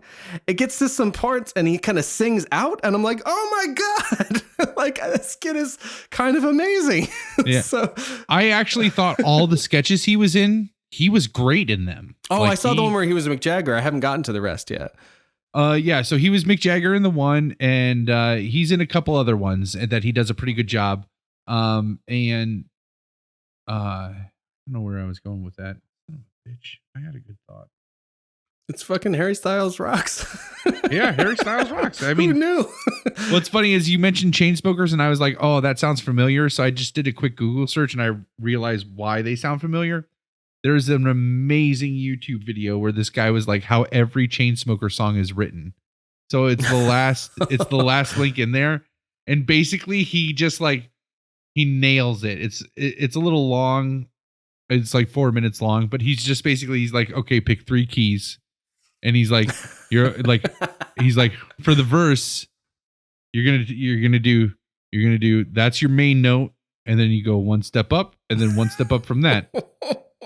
And he's like, for your chorus, you take your original note that you started with, and like he breaks it down and basically does a Chainsmokers, like writes a Chainsmokers song like in this video, and he's like, he can't hold it together because he's nailing it. Like, He's like surprised at himself. and it's actually working. He thought he was just going to be funny, but then it starts working. It's a great that video. sounds awesome.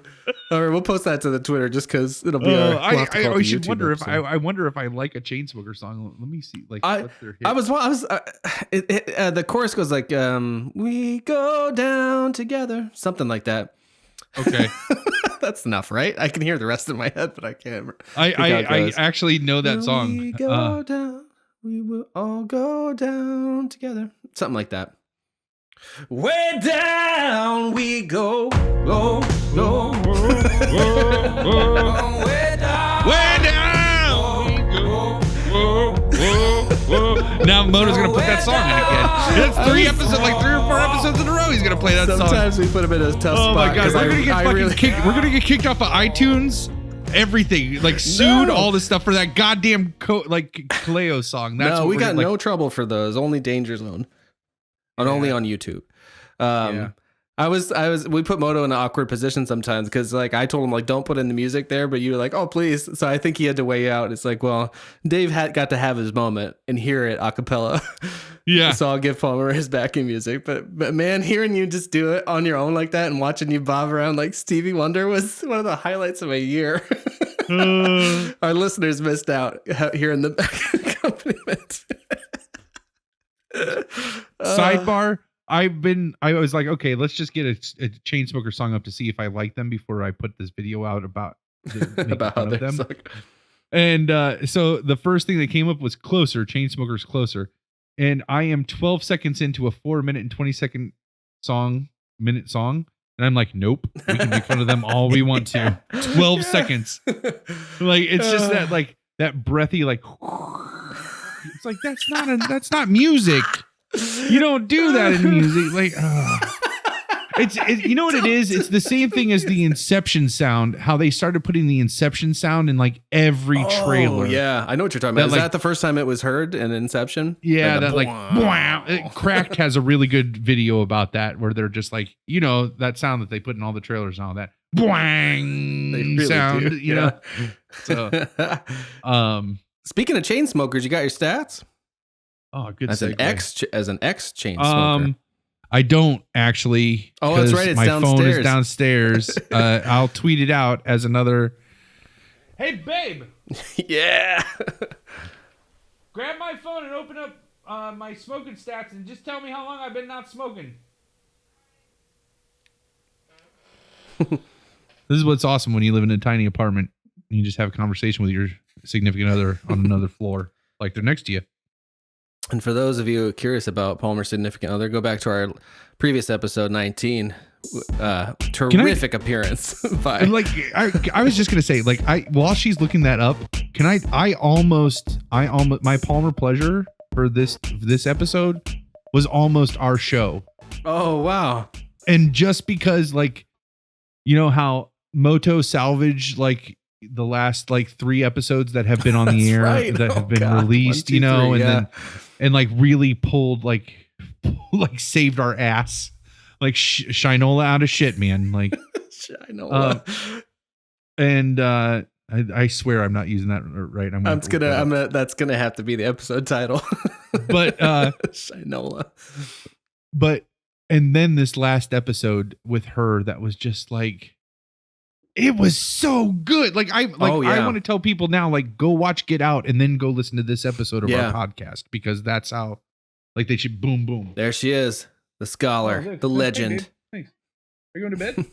Okay. She's like, you guys got your fix last week. Fuck off. Yeah. Here's your phone. I am totally done. Suck a dick. That's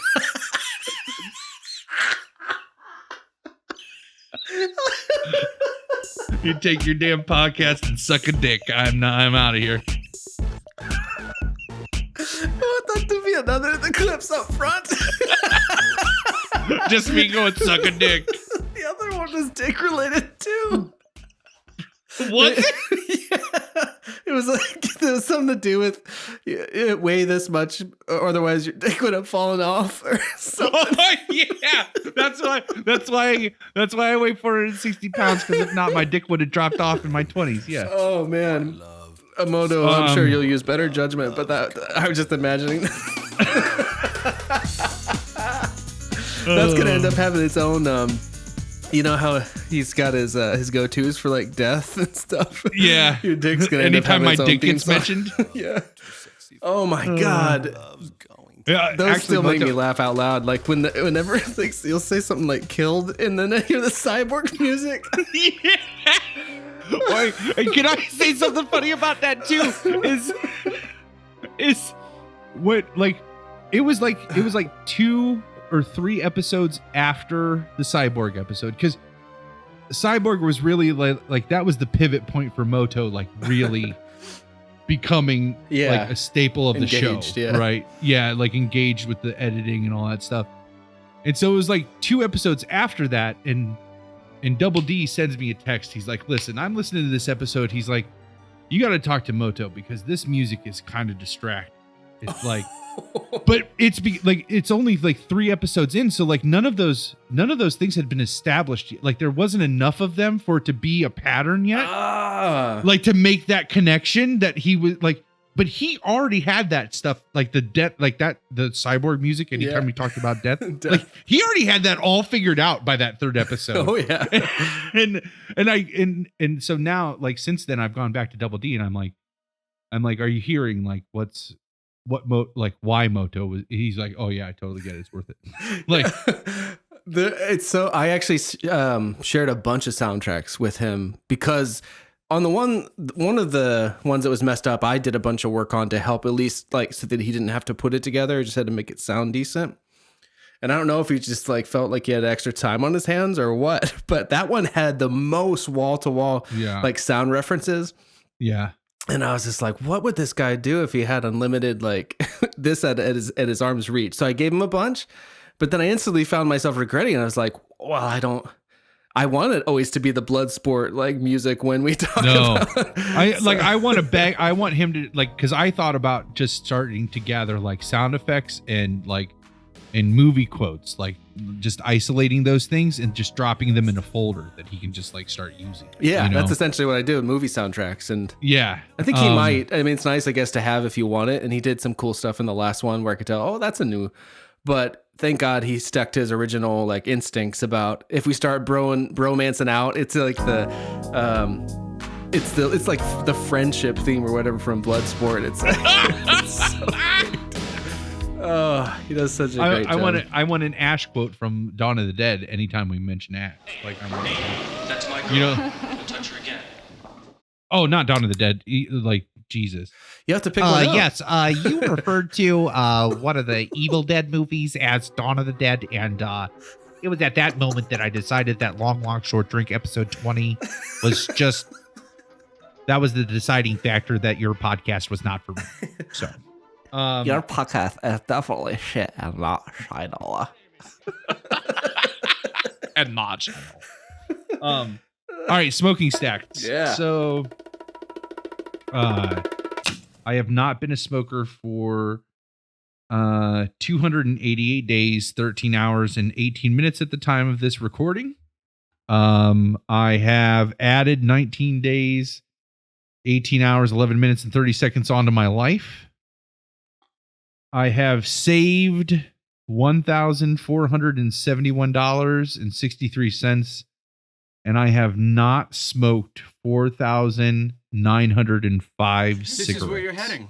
Cruddy lung, That makes me smoking through a hole in your throat. Do you really and want also want to smoke a cigarette at the same time. Like, isn't that terrible? Like, that?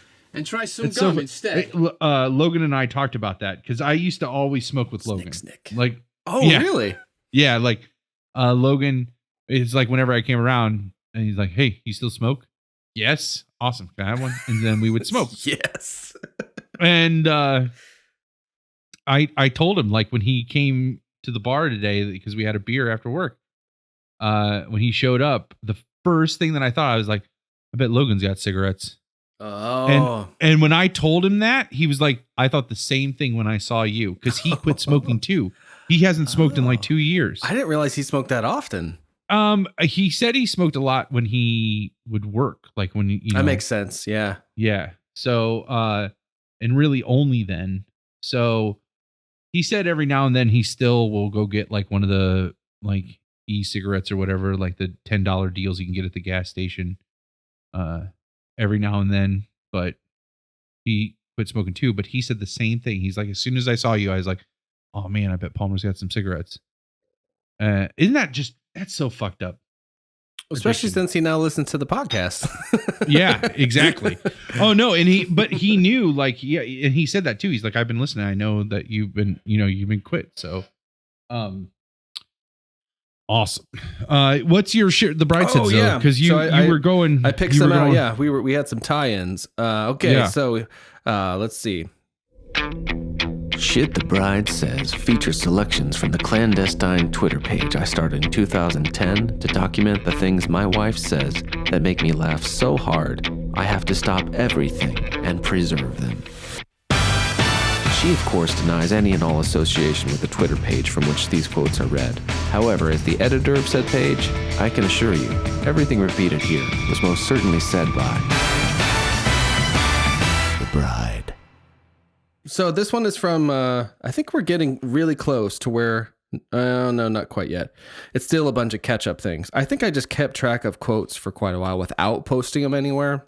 Yeah. And then posted them like all at once. So this one actually needs a little bit of a setup. So one of the cabin kids we were talking about before, Crams, he and his wife were over at my apartment in Kent, and we were playing Seen It, that movie trivia game. Yep.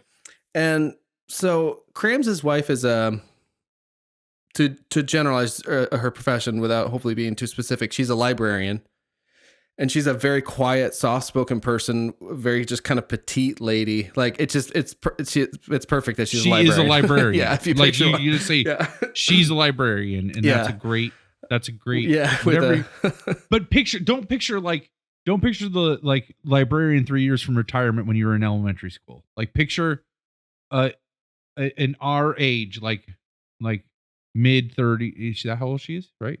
Yeah, I would imagine so. Okay. I guess that's all Like old mid- they are. Yeah, mid 30s librarian. That's yeah. a She's great- like, she's quiet, likes to read books. It seems like a good fit. So anyway, but Yeah. so we're and Crams, like any of us at times, especially around each other, have a bigger personality, and absolutely. And so, together, oftentimes, us boys are doing a lot of talking. We got a lot to say. And our wives just watch us rolling their eyes. And this was one of those times by and large. But something happened, and he threw a little shade her way. And we were kind of snacking on something while we were playing the game. And she just kind of looked at him, and a look came over her eyes.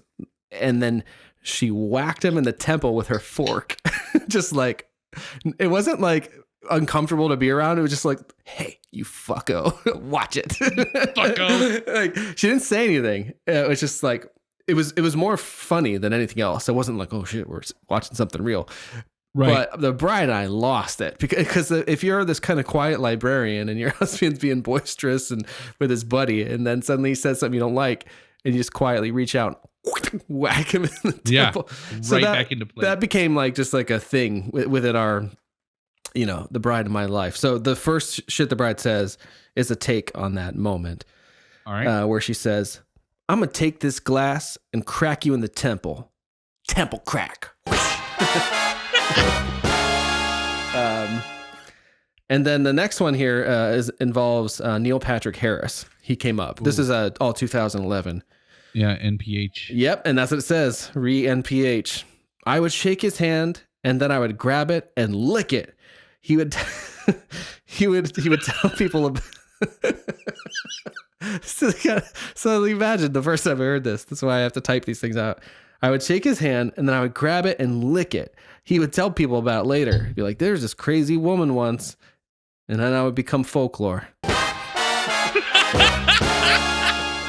Who doesn't want to be folklore? I guess, honestly.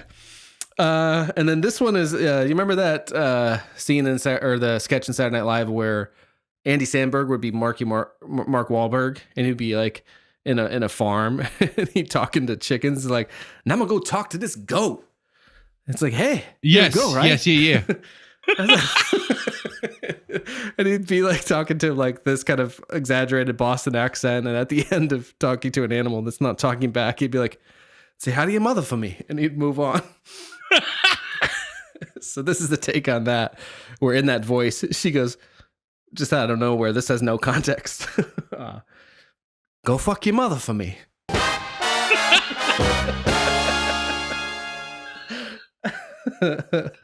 And then finally, I think we were watching. We used to watch American Idol for a while back then, and I think that it was one of those singing competition shows. This was pre-Voice. There's a more rock oriented one, I think, and that might have been this. But she says, if that woman, she's like apoplectic. She's like beside herself trying to get this out. She's like, if that woman wins, I'm gonna punch every baby in Arizona. I'm gonna go door to door punching babies in Arizona. So that's all for this week. That's awesome. Oh, she's a treasure. Temple crack. She is indeed. Oh, that's my girl. Don't touch her again. No, I can't even pay her a compliment. I gotta rip that quote from Teen Wolf. That's I looked on the internet. Nobody seems to find it as funny as I do. That's my girl. Don't touch her again. Oh man, look at us. We got all our bits aired. Yeah, all we got is we got a King corner in there. Oh, hey, hell yeah. We since we're in between beats, we can cut this out if you think it's too gross. You see this thing right here? It's a microscope of sorts. It is a microscope. It's also the cheapest male fertility test that you can take. What? All right. Holy hell. You gonna take a walk with me? Yeah. Should we take a picture of that? Because like people should see what it is. Oh, sure. You can. Because I mean, yeah.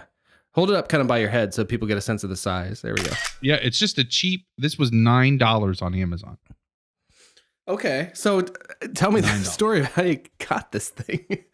All right. So without getting too personal, Ash and I all barriers have been removed since we've been married, right? I mean, both of us want to be parents and we are not parents yet. And so for the last 6 or 8 months or so, it's just been a topic of conversation between the two of us about this and about that. Whole30 was a result of her seeing an endocrinologist and trying to see if it was a thyroid condition that might be affecting. She does. They feel like she has Hashimoto's, which is a thyroid condition, and they thought that might be contributing to her not ovulating all the time.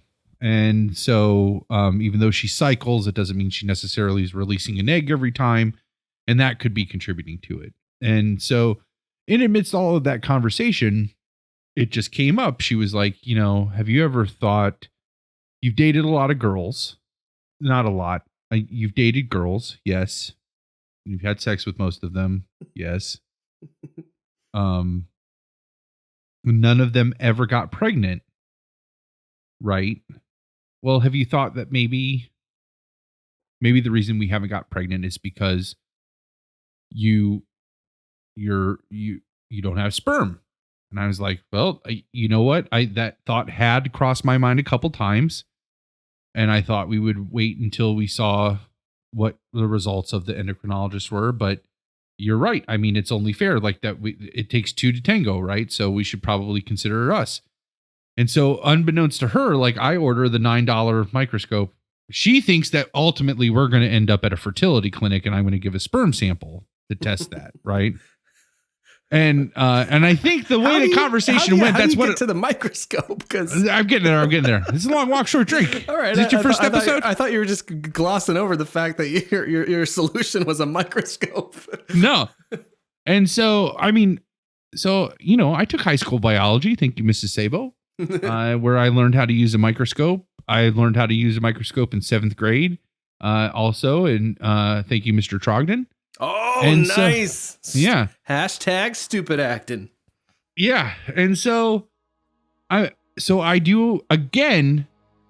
This is the proof. Like, don't say you don't know how to do something. This was the Google search. I said, What's the minimum magnification to see human sperm? Oh, I just gagged a little bit. Go on. That's how I know I'm not gay. That's kind of probably the only way I know. Not cum, sperms. Like those are two different things. But you can't separate them. They're part and parcel. They're two different things. Well, I suppose. But one carries the other, right? Isn't that? Yeah. And so it turns out that 400 magnification, there's YouTube videos of 400 magnification that you can see this. This $9 plastic kids microscope on Amazon has 100, 400, and 1200 magnification. I see where this is going. So, unbeknownst to my wife, I ordered the $9 microscope. And was able to prove with it to my wife that I coach a swim team. I have a swim team. I also was able to use my camera phone and place it on the eyepiece of the microscope to gain footage, which is probably in your messages by now. Oh, Lord. Are we tweeting this? Why not? I think this is fascinating. Oh, I got so pissed. None of my science teacher friends commented on this. Hold on. And I was so upset. This is fascinating. They act like this is disgusting. Mind you, all of them have kids. You've all had to deal with sperm before. Those little fucking, like, they look like blackheads to me that kind of dance. Yeah, like little baby tadpoles. That's what they look like. Oh my God. You But did that's this on them. your own. I did that on my own. Did you have a slide? Yep. Okay. I mean, where else? Yeah. Well, I don't know how scientific things are. It's a chintzy looking microscope. This is plastic. I can throw this. I mean, it's $9. But this is the cheapest male fertility test you can get, honestly. So just the fact that there are that many little soldiers led you to believe and conclude from your studies, like, well, that looks healthy. I wanted to see, is this something that I would have to go to a doctor for, or could I just do this at home? You can do everything else at home.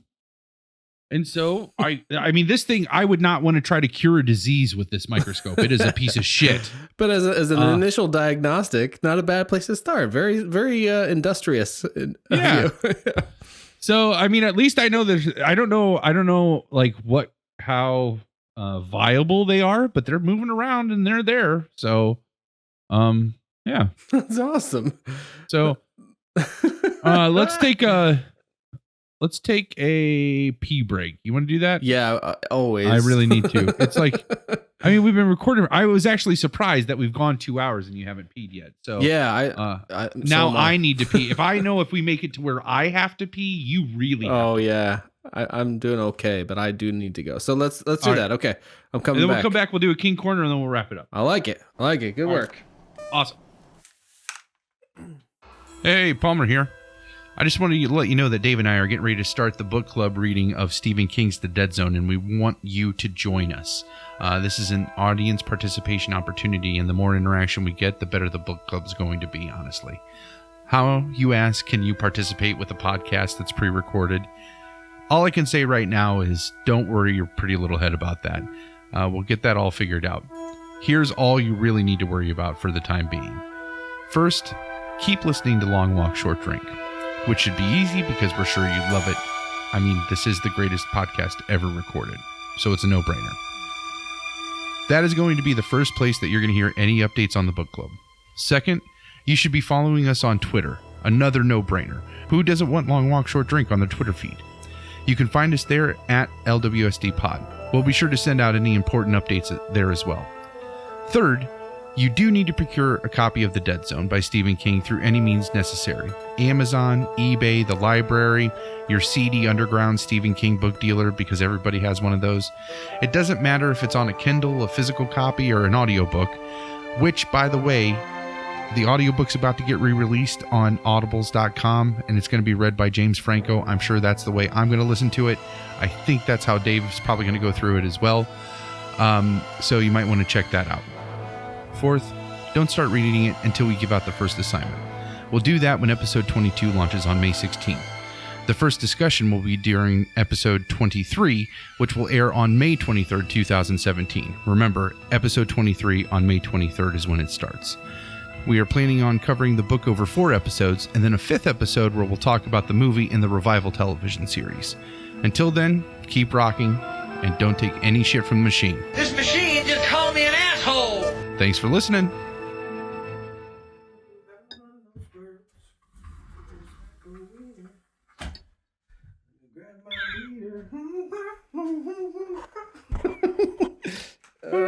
Hold on, I don't get my ears in yet. A psycho wiener. 2 beers is probably excessive.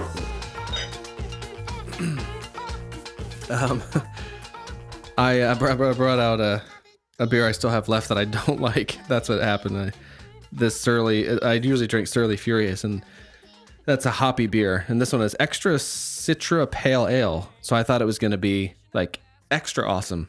It's not. Yeah. And so all I do is in my mind, I just think like, I was going to say something like, oh, I brought out a beer I don't like. Didn't like it. And there it goes. You're a little pitchy. Yeah. I fucking love that song. It is an amazing song. Is the new one, the Force Awakens one, a fun song, or just kind of an amusing thing in general? Most of his videos are just like footage. So he does. I love his he does bad lip reading of everything. So like he does news bad lip reading. He does. I love his NFL bad lip reading. I've seen some of those. Yeah, those are great. Oh man, so good. But the Force Awakens one is just scenes from the movie. Oh, not actual music. Like it's there's no songs. Because I like that Bushes of Love a little bit too. The one where Hide It in the Bushes of Love for New Hope, I think. Is that the one that Obi-Wan sings? I think so. Yeah, I haven't seen it very much. I don't like it near as much as Seagulls, but. He actually, I think though, Mark Hamill does some of the voices on the he does. episode 7. That's what I've one. heard. He does Harrison Ford, which he does that great one on the Nerdist. Have you heard that? Yeah. Or did we just talk about it? It's excellent. I think it's very fun. And it's fun to hear him, imitate Harrison Ford. I did see a great interview with, this is the last Star Wars thing, and then we got to do the King Corner. A great interview with Mark Hamill, where somebody was talking to him about, do you feel... were you disappointed that Luke wasn't there to try to save Han Solo? And he's like, "Oh, are you kidding me? Of course!" Like they were best friends. Like for his character not to be there for the death of his best friend, like that's serious. Or to help prevent it. I mean, that is the thing. I mean, that's what in Empire. That's why Luke didn't finish his training, because he feared Han and Leia were in danger. Yep. And he actually then goes to break down the entire scene on how he would have done it. And it's really, and it's not as extensive as like, if I would have been the director, this is how I would have done it. Oh, I thought it was like what he would have done as a character. Like fucking, I would have swooped in. I would have like, Pep Dugan. That's what I wanted. It's just what he envisioned for the death of Han Solo. Okay, like, having like Luke being there and Leia being there, and wow, it was a good interview. If I can find that, I don't even know where to begin, how to search, where I ran across that to search for it. But if I find it, I'll put it out. And these maybe will go in your new tweet engine. I know we mentioned a lot of things and tossed some of them up there. Your sperm I have video's 2 weeks be in them. for those for Ash's episode to air, so I'm hoping that I'll be able to build all that by the time that we need to start tweeting this stuff out. So, which will be awesome. It's nice to know that people are catching up. Like, you know what? We don't need to do a full segment on it, but I do want to be sure to mention it because we do appreciate when people reach out. There is, sometimes we get it privately from folks we have come to know. Where's the tweets and replies? Sorry. You'd think I don't know how to use fucking Twitter. Okay, here we go. So, We got from at CP Stanley 52. Just finished this episode. He's referring to the Women in Film episode. Yep. And that was, I don't know, a little while ago. So he's catching up, it sounds like. Just finished this episode and it was fantastic. Well done. So that's nice. A dude applauding us for our women's episode, but I'll take it. Thank you. I will. There's his name. I'll take it too. And then he says after that, side note, your theme song at the end is all sorts of amazing. That goes out to Moto. That's all Moto right there. Yep. And what's funny is he had been listening to the earlier episodes and it didn't pick up until, I mean, we were a good bit of episodes into the run before the theme song showed up. Oh, that's right. Yeah, I forgot about that. Yeah. When we talk about its development. Yeah. Yeah.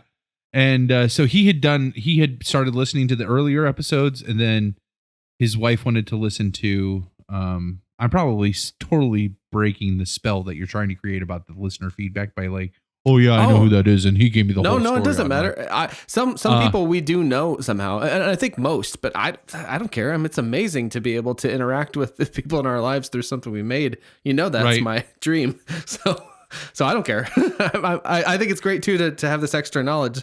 So he wanted to listen to one with his partner.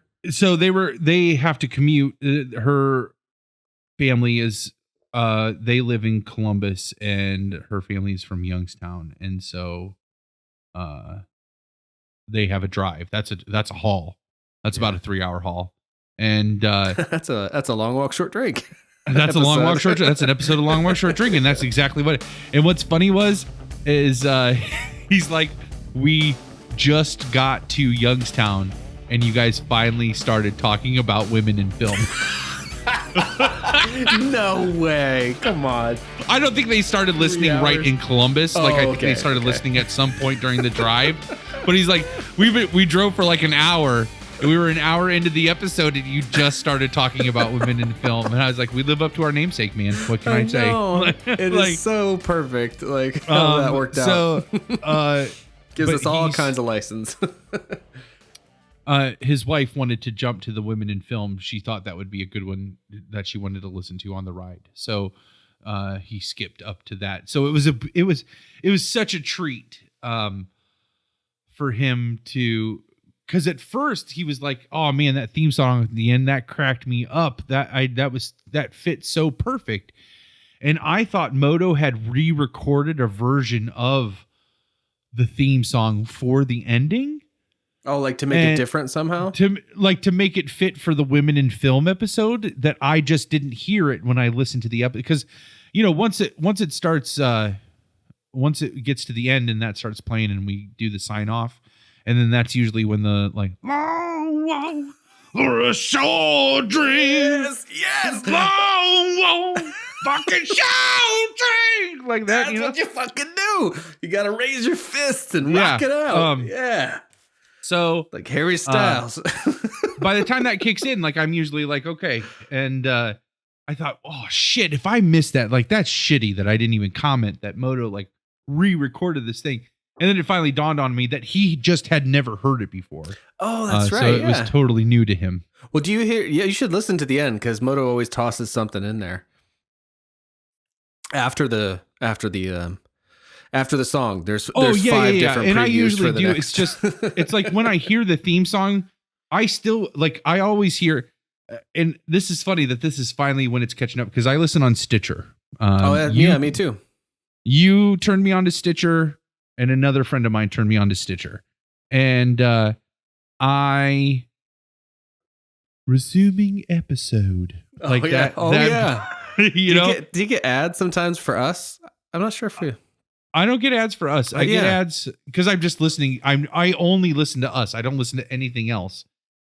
But by the time it's based on the show now. So anyway, I'm glad people don't get ads for us. They shouldn't.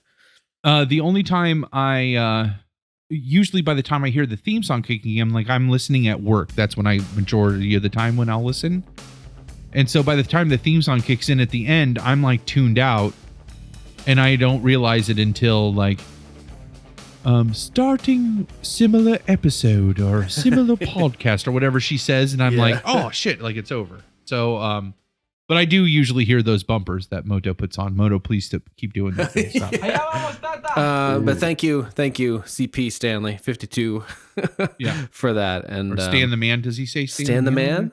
I don't know, but that's a great nickname. Yeah. I don't even know. I don't think I was going anywhere. I was getting ready to start the King Corner. Moto, roll it. Let's start the King Corner. Let's wrap this shit up. Honey, come on over here, sugar buns. This machine just called me an asshole.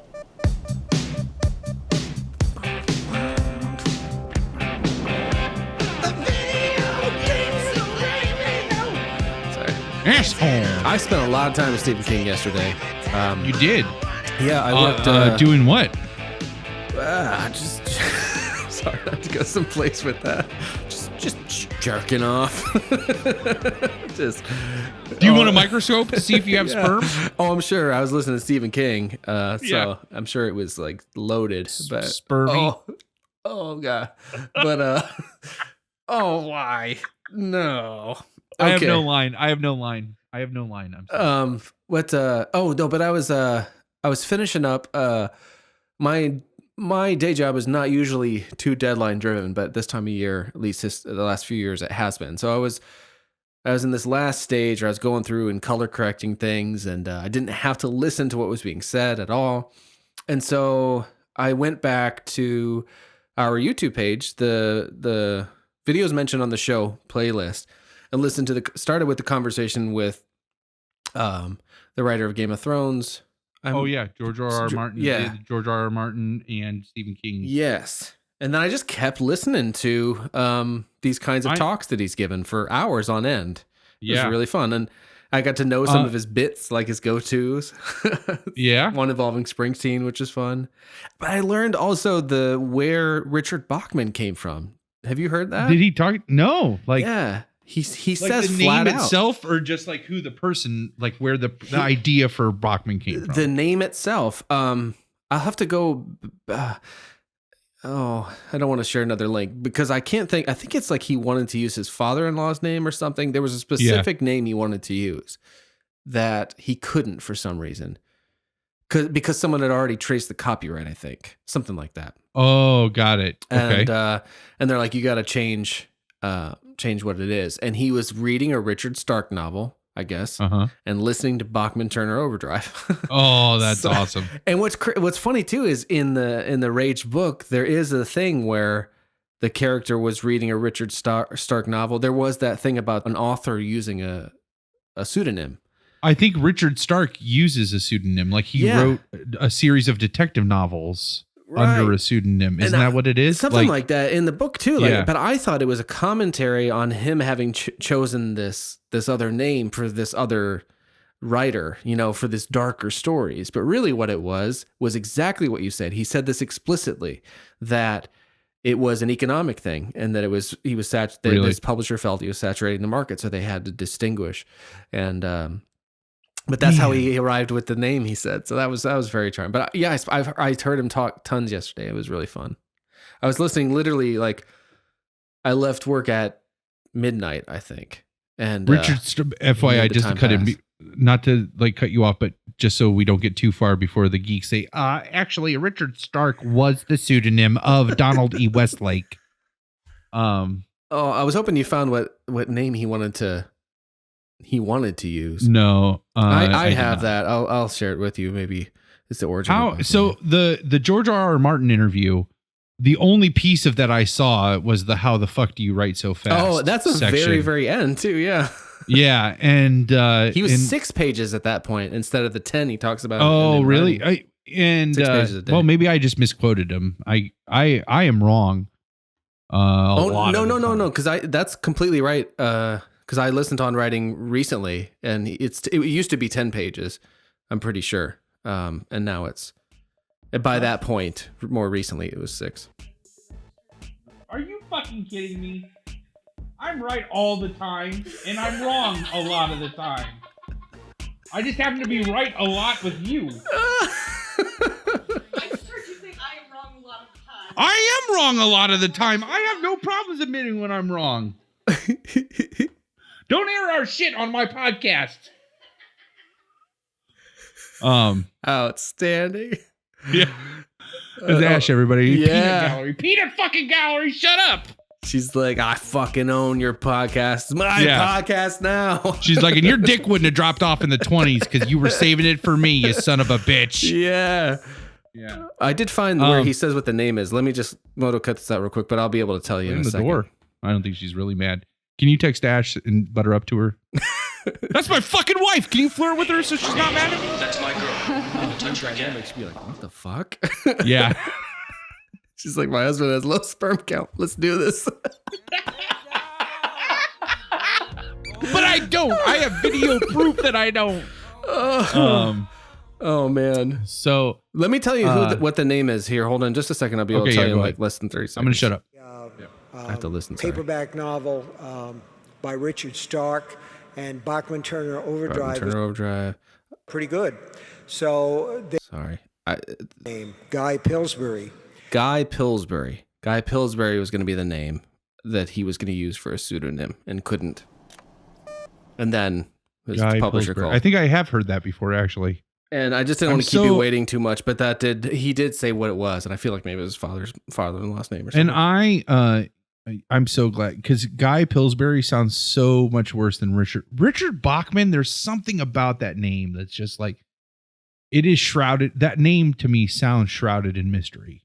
Oh yeah, some names are just like most of the music I've made and record has been with friends, like and family. Moto has recorded most of it, but one time, well, I guess one of two times, I went to an actual like professional studio that I had to pay for the time. They had tape. We recorded the tape, but the engineer's name was Jake Fader. Oh, how fucking awesome is that? And that's his real fucking name. That's his real name. Yeah. Like some people just have like really kind of cool sounding names that suit their profession. And Richard Bachman is an author's name if I ever heard one. But it's so funny that it came about in such a happenstance kind of way. You know, Richard Stark, Bachman Turner Overdrive. It's very rewarding that Wikipedia. See, and again, because I'm like, Wikipedia, you got to take it with a grain of salt. But more times than not, like it's so accurate. In some of those pages, like the fans of those like this is again one of my favorite things about the internet is that there are fans of Wikipedia pages. Of course they're fans what that page is about, but like it's like gang territory. Like they fight over the edits that happen to that page and what's supposed to happen. And that, what benefit do those people gain? Nothing from fighting that fight other than making sure that we have valuable information and probably just their own edification. Like I just have enough going on in life that I don't moderate the JCVD Wikipedia. yes. But it's, they could use me. I'm so, that's so awesome that you actually heard it coming out of his mouth that it was an economic decision. Yeah, it was great. I recommend it. It pisses me off because the intro, I swear the intro to they re-release some of the Bachman books and like those audiobooks are great because it's Stephen King reading the author's introduction and then a different reader reading the rest of the book, you know, like, but he's there for like the preface and the postscript of the book where he's like reading those pieces. I got that for Salem's Lot, I think. That's really fun when that happens. And he does this beautiful intro, and it's the same thing. It's the same thing that's on all of the original Bachman books, and I think they re-released those on audio around the time that like Desperation came out, because that one's also a Bachman book. That's where he combo came up, one with the jackets, right? And that's the one where he came up with this idea that his wife stumbled upon a pile of manuscripts, and that was the one that was on top, and they got rougher. Like, and he talks about how these manuscripts are going to get rougher and rougher as she keeps going down the pile. So this one was on top. So this was the closest thing to a polished book that he had left behind. You know, oh man, that's so rich. He gives this like really romantic intro where it's just like, I like the idea that it was Richard Bachman is what he needed to be able to tell the stories that Stephen King couldn't tell. I really like, I don't know where I swear I heard that in some kind of intro that he reads to one of the Bachman books, and it made like Rage. I got to thinking about this when I thought about it when I was listening to the current episode 18B, which if you haven't listened to that yet, be sure you listen to that, because that's the follow up to the epic 4-hour long recording Dave and I did. That's great. But in that, when we were talking about Rage, because Rage is the first Bachman book, right? Yeah, I think so. Yeah. I could see if at that point, like Carrie, Salem's Lot, couple other ones came out, but I could see 77. Would that have been, when did The Shining come out? Oh shit, 70. I don't know. No, because I think The Stand came out in like 78. So I think The Shining would have been around. So maybe my whole thing is like I'm still a supercomputer. I'm still close enough to my teaching career that I'm hesitant of like this podcast falling on the wrong ears and ruining my teaching career. Right. And if you're going to write a novel about a school shooting and you're a teacher that's your main bread and butter, you had a fluke on a couple books that happened to sell and get published. You don't want to burn the bridge, though, of being able to go back to teaching if this author thing falls short. Sure. Yeah. So I could, if your book that you're about to publish is about a school shooting, I could easily see, you know what? I don't know if I want to put my name on this yet. And that, I'm sure, I mean, that was far enough away from him that this is total speculation. I don't know, though. I mean, so Carrie was published in 74, Salem's Lot 75, Rage 76, but also in 76 was The Shining. And then so he is, as you say, he's not that far removed from it because he was teaching when Carrie came out. But in all fairness, though, like to counteract my theory, Carrie is about essentially about a school shooting that's not a shooting. Yeah, in a way, yeah. And he was a teacher in that. So someone asked him about those, and I think that's how the Bachman thing came up to some extent, because he takes some audience questions in some of these. There's tons of them. Yeah. I'm going to keep listening. I really enjoyed them. Because it's like a lot of things where if you hear a same person talk a lot, they have their kind of go-to bits, whether they're a comic or whatever. Like there's these things. Kevin that have Smith, happened. you see one Kevin Smith like talking. Like engagement, and I feel like to some extent, one a year is good for the information in his life, but at the same time, he shares everything. So, but that's a good example of one where like I know everything, but I feel like I'm starting to get some of Stephen King's bits. But at the same time, there's these like little things that slip out, like oh shit, that's where Richard Bachman came from. But someone was asking him about those two books, and he says it was a combination of his experience, remembering certain students when he was a student that were treated poorly, and he's like one of them went on to kill themselves, and it's like that's where Carrie comes from.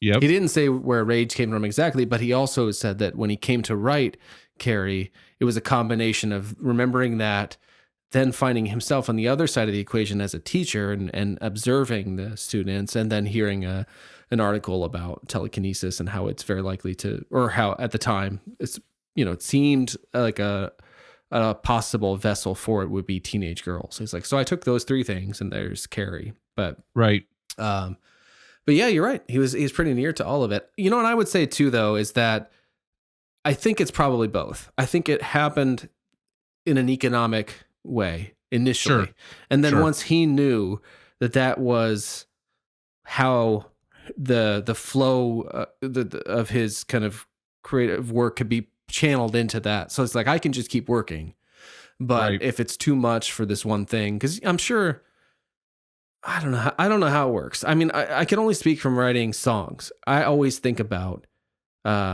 albums. If I get like 3 songs, I don't think EP, motherfucking EP. Like I always think towards an album. And so then I'll start to feel you start to feel out themes and stuff. And then you're like working working with these ideas that are developing with the intention that they'll go to this larger work. So I wonder if it's like that for novels. I'm right now too. I'm going through the boss's career, and The Darkness on the Edge of Town special edition comes with this notebook that is literally an incredible replica of an actual like 5-subject notebook of his that involves then like the various discs and stuff that you can pull out. But like I'm reading through it, and it's so interesting, especially as a lyricist and a songwriter, to see like how these things evolve. And there's a lot of like mix and match from what ended up in one song and what fell into another, and title possibilities, and a lot of stuff that's like kind of doesn't work, but you can see the diamonds in the rough that evolve into like the thing that works. So I wonder if as a novelist that works at the prolific level that he does, if he's got like these little things where it's like, well, this can go with this project. Like in one of these talks I read or listened to, he read a short story that I can only imagine went on to be more than a short story. You know what I mean? Oh, really? I don't know. Yeah. I wish I could remember which one it was. A lot of it was centering around that trilogy he had that ended recently. That I haven't even begun that yet. Yeah, and I'm definitely intrigued by it now because I've heard him talk about it. But I haven't been listening to Stephen King or reading it, though I do have the Dead Zone next to me. And not to derail anything you want to get into, but I got to know, when can I dig into this bad boy? I actually, that's a great, excellent segue. So we originally... So the book club, and we'll probably wrap on this. The book club originally was envisioned for the Dead Zone because that was the next in your chronology. For mine, yeah. And then I wanted to switch it to It because the movie's coming out, and I'm just assumed, and based on your reactions, I think I assumed correctly that you're going to want to read the book before you see the movie. And you're not going to want to. I don't even know. Like I'm open to. I'm open. Okay, I'll say. Well, that's fair, and that's totally fair. But I'm eager just to get back into listening to some stories because I haven't been. Missing it. But as far as the Dead Zone goes, so we are planning on starting that book club on May 23rd. You're going to be hearing this episode on May the 2nd. Right now. So at least this is when this episode drops. That doesn't necessarily mean when you're listening to it. So May the 2nd, 2017 is when this episode will launch. And then we're going to have 2 more weeks after that where we're going to keep promoting the book club. And then on May 23rd will be the first, we will give the first assignment for the book club, probably for the episode that will first launch on May 16th.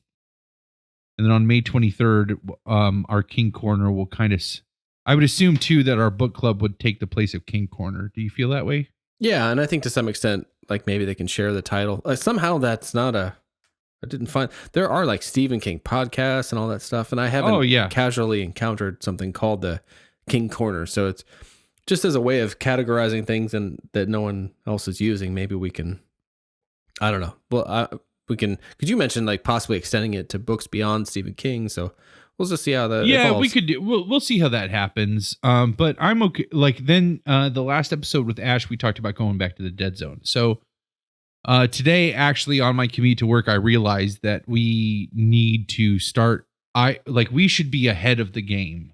Right. Mm-hmm. So my plan is I started today listening to the Dead Zone on audio, and I should be getting my hard copy sometime this week. Oh, nice. So you have to share that haul you got with where did that come from? The pack of them. Was it an eBay thing? So my copy of the Dead Zone I got on half.com, but that eBay thing that was eBay. I was trying to find a copy of it because I wanted Ash to read it because it's amazing. And I think it's a good balance between, it's not a horror movie, it's a horror book. And it's just fantastic. And so I wanted a copy of it. And ever since that trailer dropped, and I know you've run into this too, because you sent me a couple screenshots of auctions you were working on. Yeah, I wasn't very aggressive and I missed out. Yeah, I happened to stumble upon a collection of 10 Stephen King period accurate hardcovers. And I won that auction. Yeah. And it was one of the ones in there. Actually, it's a great collection. There's a fantastic variety in there. Firestarter is in there. That's after the Dead Zone. You know what's a nice little I want you to get back to that, but I don't want to forget to say this too. I can't say enough about motherfucking Shout Factory as a distributor. They are so incredible. Like, and they're right in line with this kind of thing too, where it's like they're putting out special editions of a lot of these Stephen King movies on Blu-ray with all these new, like Firestarter is new for them. I'm like, Firestarter is about to be new for me. Just like, yeah. And what's great is I think that that I haven't gotten to it yet, but there's a sequel to Firestarter, like one of his books. So that he wrote, he revisited that story. Or I heard he was going. Maybe it hasn't come out yet. I know there's a sequel to Firestarter somewhere floating around in the ethos. Oh, cool. But yeah, what was it? Where were we? Oh, you were starting to lay out how the book club's going to go, which I like everyone. I'm eager to know. Like, what do I do? How do I get involved? So when Dave, can I start? You start reading that book now. Ooh. Because we should be ahead of the game. My game plan is I want to go through the audio and then start dissecting the book. So we'll probably break. I would think 4 episodes would probably be enough to do that book justice. Okay. How are you thinking about like kind of breaking it up to where people can follow along? I've never been in a book club before, so I don't know how traditionally I'm assuming. done. Well, neither have I. So I'm probably doing it all wrong. We are the grown-ups. We can do whatever the fuck we want. Yeah. So I'm just going to I say once I get my book, I'm going to split it roughly into 4 pieces. And I don't know if those 4 pieces are just going to be like a quarter of the book, a quarter of the book, quarter of the book, quarter of the book. I'll probably do it. Even so far, just today in the 3 hours that I've listened to the audiobook, that's a drive to Columbus and a drive back from Columbus. There's already been 3 distinct time periods in the story. So that might be some ways to split them up. There might be, I'll once I get my text copy, it's hard to do that kind of planning with an audiobook that's on an iPod. Yeah. Cause you're just a passenger at that point. That's right. When you have the physical text. Yeah. When you have the physical book, like you are the driver. You get to maintain the pace and all that stuff. So, but once I get my physical copy, that's when I'll be able to break down like the actual how this is going to go. But essentially, it's going to be like on the 16th, we'll give the first assignment, and then you'll have until the 23rd when that episode airs, to have that piece read. Well, I guess we would be recording it sooner. I don't know. We'll figure it out. Yeah, I was getting a little lost too. I was wondering how to make it work to where it can feel like something people can participate in and are involved in, but the time shift isn't too much of a disruptor. Yeah. I almost wonder if we can figure out that YouTube live thing, that would be cool too. I wonder if we can lean on this whole thing of my ignorance of the Stephen King universe and your knowledge, so that I can kind of be a proxy for people who are wanting to follow along at whatever pace they encounter things. You know what I mean? So if you do listen to the show, but you listen in order and you come upon it like 6 months later, you could still somehow follow along because maybe you follow along through I'm the Luke Skywalker. I'm the guy through which you experience this new world. You know what I mean? Like, right. And you're like the Ben Kenobi who's all knowing and sort of doles out information only as I'm ready to hear it, you know? And then maybe once I finished it, we do a full just episode on the show. Like, so like maybe things are only teased along the way. I don't know. I'm just thinking aloud. I do love the shows where we dedicate it to a whole thing, because whether it's a whole book or a whole movie, because fans of that, as a fan, I love the idea that I could go out and listen to a podcast. It's all about rage. So you're thinking like we would say, okay, on this, we're on the 23rd is going to be our Dead Zone episode. And sometime between now and then, we're going to have we're just going to devote an entire episode to the Dead Zone, like to a conversation of the Dead Zone. I mean, I think like that's how it could end up, so that it could be a kind of place to go for people who've already read it, or, because we don't have that many like listeners that would follow along week to week or be able to keep pace with us. If you just figure even our own podcast is 3 hours. So whether they're reading or listening, that ends up being slightly tricky. But it's not impossible. It's not like someone wouldn't do it, but I'm wondering if there's a way that, I could be intentional. Like I could be the person to follow the schedule that someone could choose to follow along with me. That's true. Well, I mean, if that's the case, then I'm listening to the audiobook right now to just refresh my memory on it. Because I know I'm not going to have, if I want this to come off, I'm a very slow reader. I did not, my reading education did not do sight words. I mean, there were sight words in there, but I have to read every word. I have to basically say every word in my head. What's sight words? I might be on the same boat. I would categorize myself as a slow reader also. And I can have no distractions at all. Yeah, I can't have any distractions, and I can't. And most people, when they read, they're just going over, like their brain can see pieces of the words and know what the word is, and then they don't waste time on that. Like, I literally have to run my eyes over every letter and like read the word I have to hear the word in my head. That's why audiobooks work for me, because I'm really reading out loud to myself in my head. And I've talked to other people, and please chime in if you like, audience members, like when you read, be intentional and read a passage of a book and see what happens while, like, how are you absorbing that material? Because I've had people tell me they don't hear the words. They see the images that the words give. Oh my. I've had people, and like all of this stuff sounds alien to me, because when I read a book like this, this thing right here says, this is all notes from the last episode that we recorded, sitting right here. And it says segments/bits. I have to read the word segments. And when I read that, I hear the word segments in my head, like I was listening to a recording of somebody saying the word segment. I think I do that too.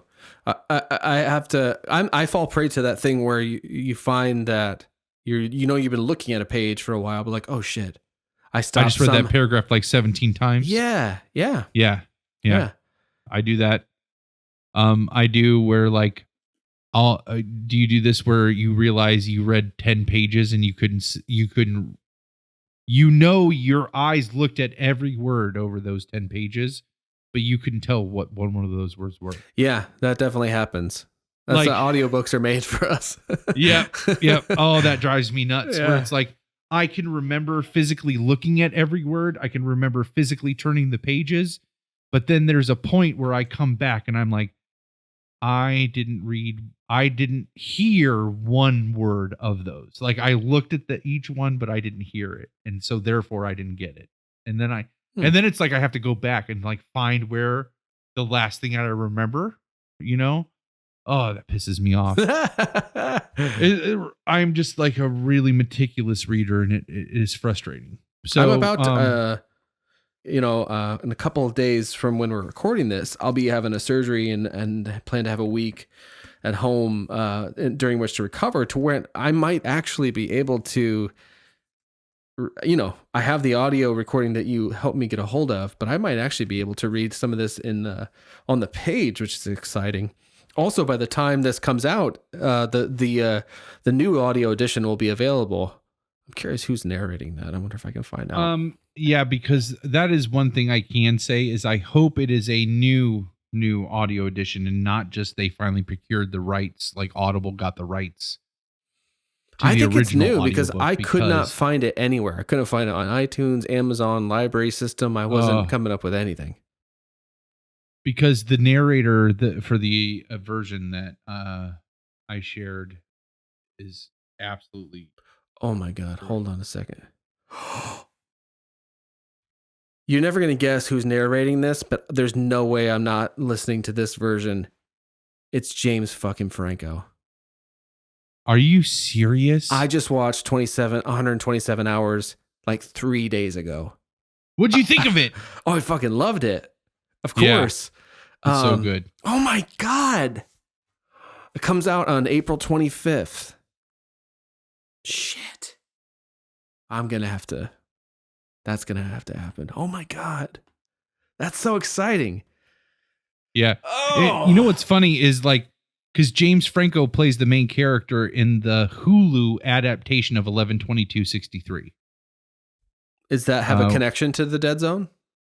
No, it has a connection to Stephen King. Well, yeah. 11/22/63 is Stephen King's novel about the Kennedy assassination. Oh, I didn't know that. But there is a kind of a political connection in the Dead Zone, right? In terms of, doesn't the Dead Zone have a political backdrop? It does, but it's all fictitious. Oh, okay. He actually has in the author's note that it might resemble people from the 70s, but it doesn't. He doesn't even say the 70s. He just refers to the decade that the book came out. He's like somebody in the last, like this, that are characters in this book that probably resemble people from the last decade, but they aren't necessarily based entirely on them. So when one of these talks that I just listened to from, I think 2016 in November, he's like, I predicted Donald Trump in the Dead Zone. So I'm like, what does he mean by that? Oh, that's so true. When you get to read it, you'll find out. So I really envision the and maybe these next 4 weeks as we're building up to the book club, it can be organic, just like everything else that we're hashing out the details. But I think if you're reading the book and I'm reading the book, between the two of us, we can probably come up with some good discussion points. Yeah. I'm going to be 100% honest. My entire take on a book club is based on the one scene in Lost that has to do with a book club, and also the book that they are debating is a Stephen King book. In that, which scene. one was it? Do you remember? Carrie. It's the nice. It's Carrie. Because they're, to spoil Lost for anybody that hasn't watched it, the Dharma was the others killed all the Dharma Initiative in the 70s. And so like Carrie, like it's a period piece. So that I'm willing to bet that Carrie was brand new at the time when it came to the island. Yeah. But it happened to be one of the only books that happened to be there that they could have a book club about. Right. And so that there were enough copies, like it's a bestseller in the 70s. And so that would mean that there would be multiple copies because multiple people brought that book to the island to read, right? Right, yeah. And so it's like one of the few books that they could have a book club on. And so, but in that, it's just basically, here's what we're going to talk about next week here. So this is what I'm thinking. So we'll do this organically and then we'll wrap up. Okay. A little tidbit from one of those talks I don't want to forget to tell you is that just in case you hadn't heard it before, he talks about the Dark Tower series. Somebody asked about it.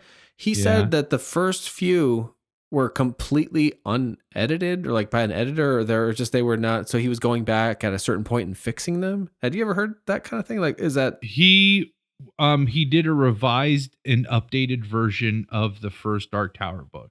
Yeah, he said it was basically like just completely unedited, and I thought that was kind of strange. The very first one, he released as a serial in that's what he was saying. Sci-Fi Monthly or whatever, or right. Science Fiction, whatever. You can actually get those are like really hard to find, but if you can find a set of the like Sci-Fi Monthly magazine or whatever, that anthology magazine that he released the Gunslinger in, those are really treasured. Like those are very sought after. Oh, there's cool. like 6 or 8 issues of that magazine across 2 or 3 years that he released like the pieces of the first Dark Tower book, the Gunslinger book in there. And those are really, you can find the sets of those magazines on eBay so you can see the original version. But that, I totally get that. Oh, cool.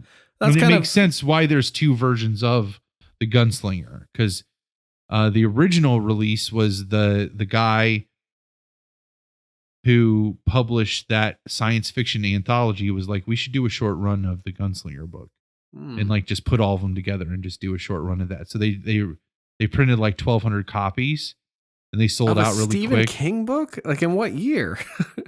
This is all like right around Carrie. Like all of this is happening. Yeah, I mean, this is happening like very, very, very early in his career. And, I also found out one of those talks that your favorite Bachman book, The Long Walk, he wrote as a teenager and just had lying really around. He just kind of threw that off to the side. Yeah, and that is my favorite Bachman book. I wish we could adapt that. I mean, how perfect is that? Long Walk. The Long Walk. Yeah. Wait till you read The Long Walk, because I don't think you'll want to adapt it after you read it. It's very actually, we could adapt that and it would probably be a blockbuster, because it's very it's relevant now because it's very Game of Thrones. Really? It has that same feeling of like Game of Thrones. Not Game of Thrones. Jesus. Why am I having trouble with this?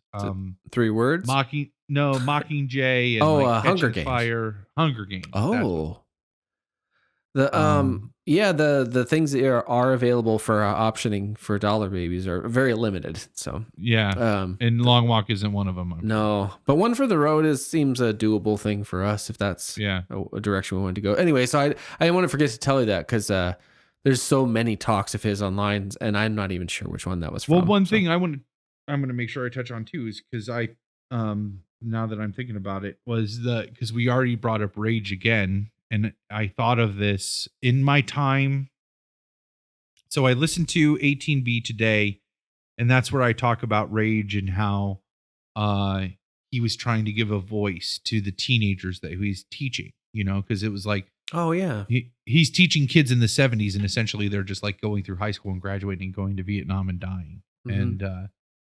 And in The Dead Zone, it's funny because there is a line that almost confirms that, where it was just like, it's in reference, like, so one of the characters eats a hot dog and it makes them sick because it's a bad hot dog.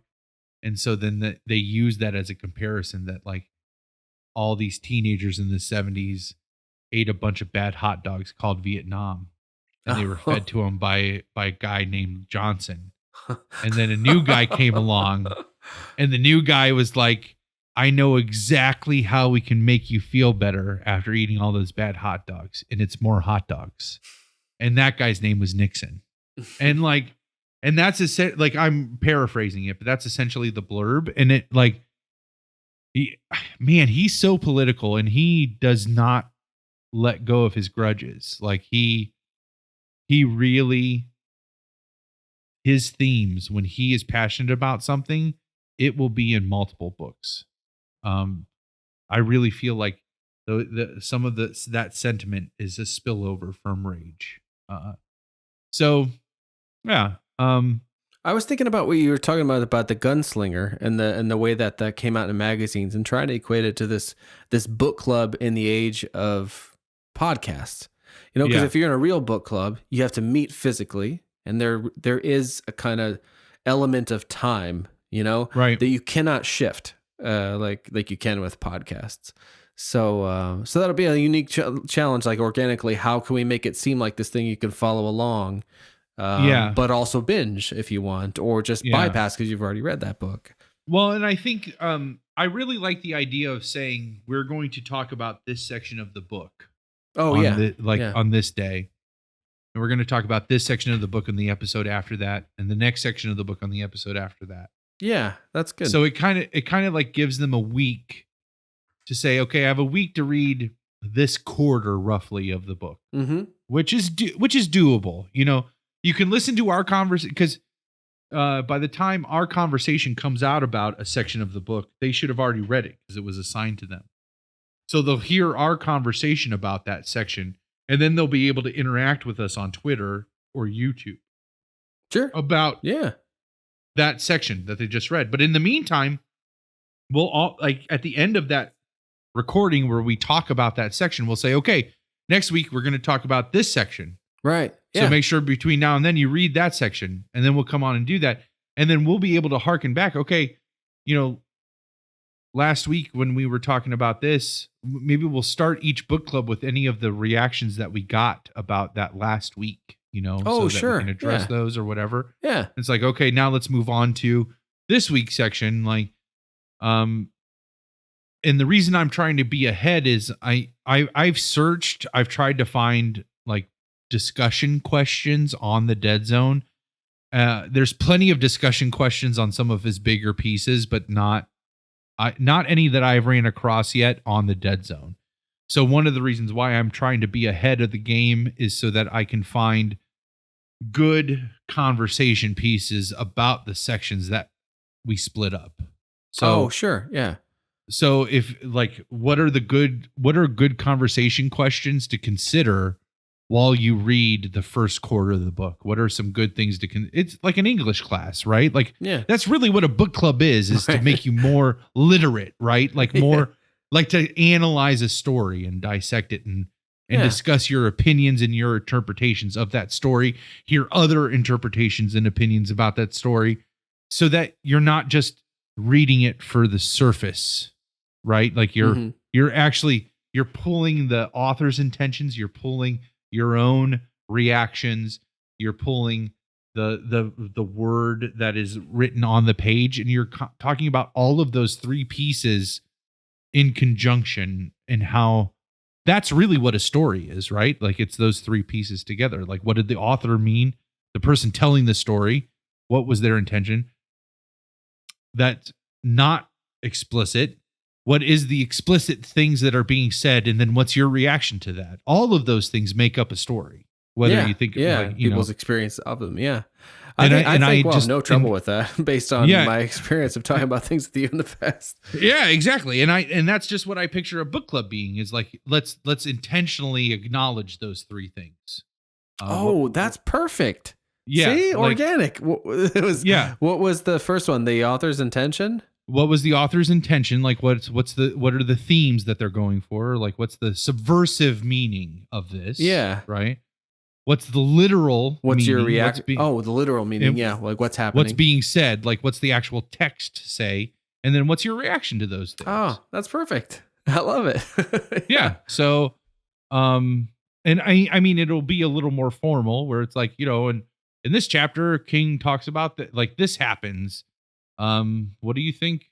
What do you think King's intentions were? Or, when this, when the character says this, like what, I don't know. That's why I need to get the book so I can like start dissecting that. But I really think it's those three things. Like, we should discuss like what his intentions were, like what's his subversive meaning, what's the explicit meaning, and then what's your reaction to those. And I think because it's my first time through these, I was an English major for a while, and then I just got, at a certain point, I had to decide, like, am I going to do something with this career? Right. Because I was just using it as a guide through what I thought to be a better guide through good books, because left to my own devices, I just read about Eddie Vedder and Bono. Right. But then I realized, like, I don't really care about a lot of what I was, I had these two professors. I had one, it was so funny because they were these two thin, they were like this, a sort of a mirror image of each other in a way. One was tall. I think they were both, I don't know, white, I guess. One of them was blonde, so definitely white.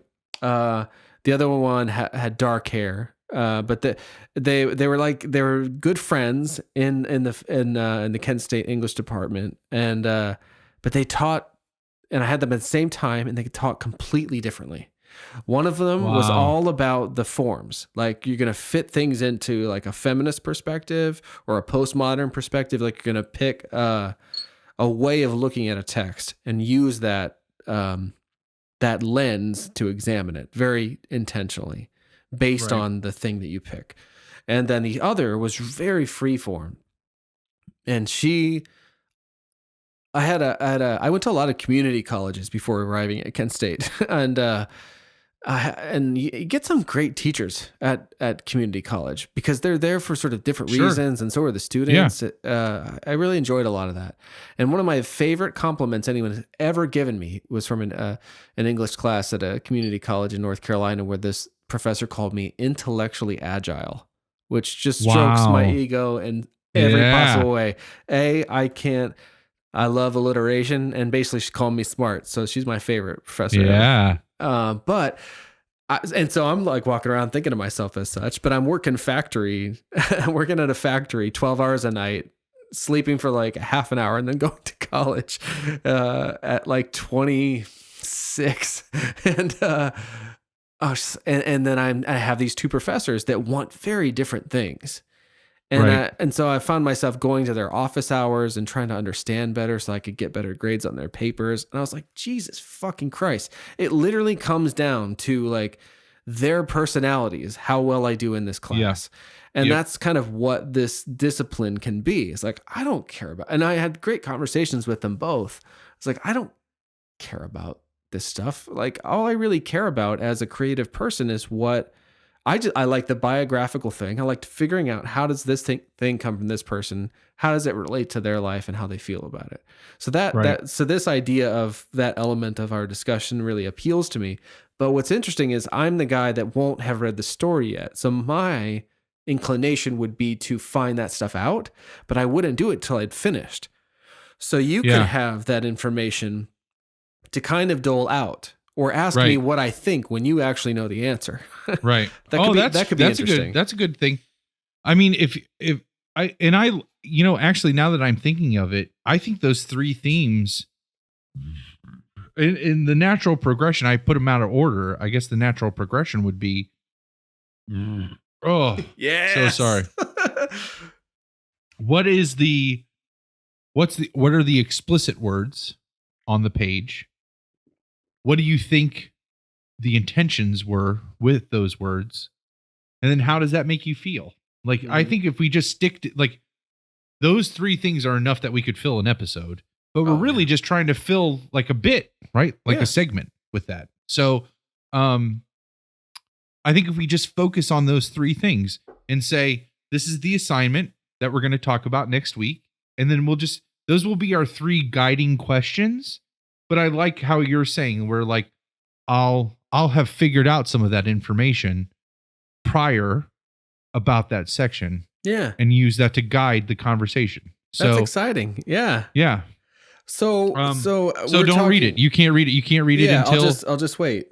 Yeah. You can't start the dead zone until next week is Ash. This comes out on the 2nd. The 16th. Yes. Because that's when right. And the next time we talk, you could dole out the assignment, right? No. Oh. 2 recording sessions from now is when I'll assign it, and that's when. So 2 recording sessions from now is when we would be recording the 16th episode, because we're recording the episode for the May the 2nd right now. And then 2 more episodes from that is when we're still going to promote the thing. And then on the 16th is when we'll give the first assignment. And I'll figure out how. So I'm thinking 4 to 6 episodes. We'll probably split this up because I want to really make sure we're giving it its justice. That's also the point of a book club, is regardless of the length of the book, you're talking like you're going to meet over the course of a month or 2 about that book. Oh, yeah. Yeah. Because you should really know the ins and outs of this assignment. Like, you should probably read it, take notes, and read it again. You know? Oh, my. Yeah. Yeah. Like, you know, just so you know it inside and out. So there's like, and that's the explicit piece. And I think when you, you go through it a couple times, you're going to get that implicit piece. And then, definitely by the time we're talking to it, that's when you should be able to articulate your reaction piece to it. So those are the 3 themes: explicit, implicit, reaction. Nice. That sounds very rewarding. Yeah. I think we should cut ourselves some slack in case I think that's a great intention, but I feel like if we're if at some point we're like, ugh, you know, I'm having trouble keeping up, or like I don't have the proper thing, just be like, how far are you, and how do you feel about it? Yeah, it might devolve into that. I'm sure that's what it'll end up becoming. Like but like I like the intentions. Oh yeah, and I'm gonna honor them. I got a book called Designing Your Life, so I'll read that instead. You could start it. Go get it. Oh man, what? You have to read it. It's so good. But that comes out in what? When does that movie September. come out? September. So okay. The first Dark Tower book comes out in August, or the first Dark Tower movie comes out in August, and then it comes out in September. Okay. All right. Now, I am telling you right now, you don't have to read the Dark Tower series to watch that movie. Yeah, that's helpful. all. I think I'm gonna have to just. That's go with all that. I'm going to say, because if I have to say any more, it ends up spoiling stuff. So just know that of course, it would enrich the movie going experience, but I think it might also like cause you to be like, that's not how the book went. Yeah. Just that one you don't have to worry about. And there's a reason, like it's all been confirmed that there's a reason why you don't have to worry about the discrepancies in those. So, but I don't know.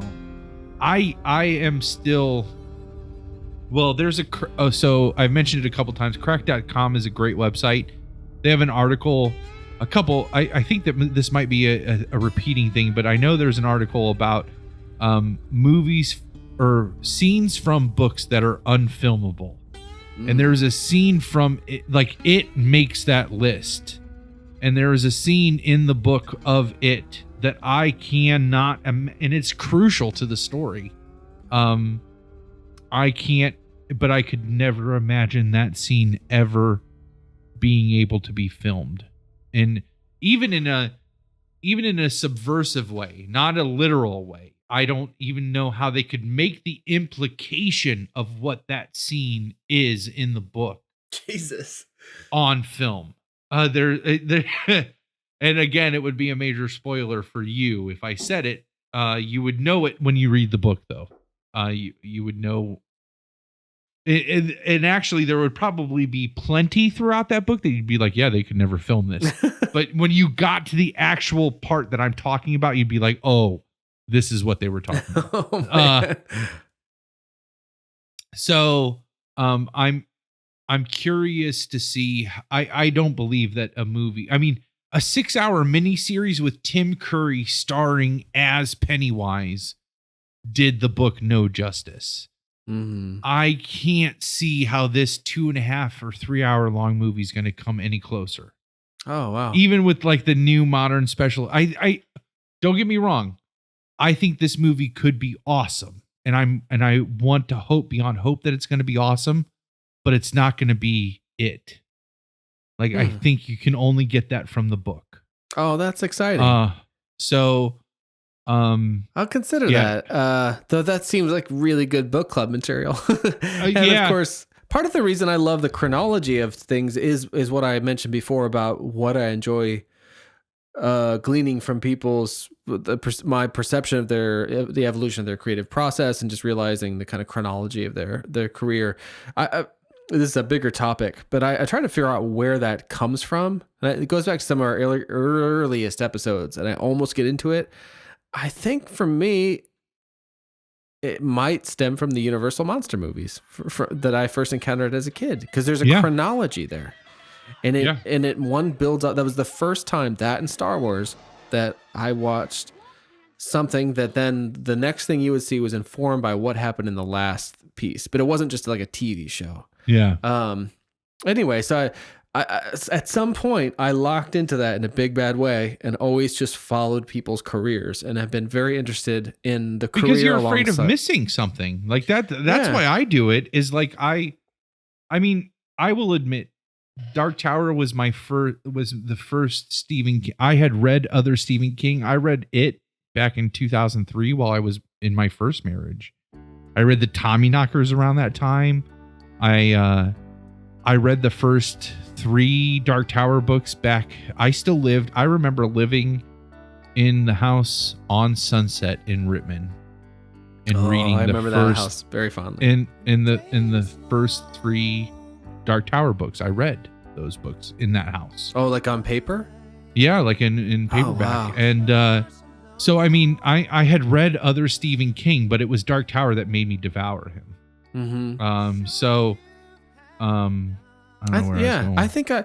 I think for me that a lot of it eventually got tied up with the memories of those chronologies of stories, but also when I began to make things my own, like make stories and stuff of my own. Like as a creative person, it interests me greatly, the idea of how people's evolution as a creative person and how the events in their life and the cumulative effect of their work, like you can see things coming, like in terms of like when you step back from it, like, oh, I see how they got from this to this, right. especially in that time span.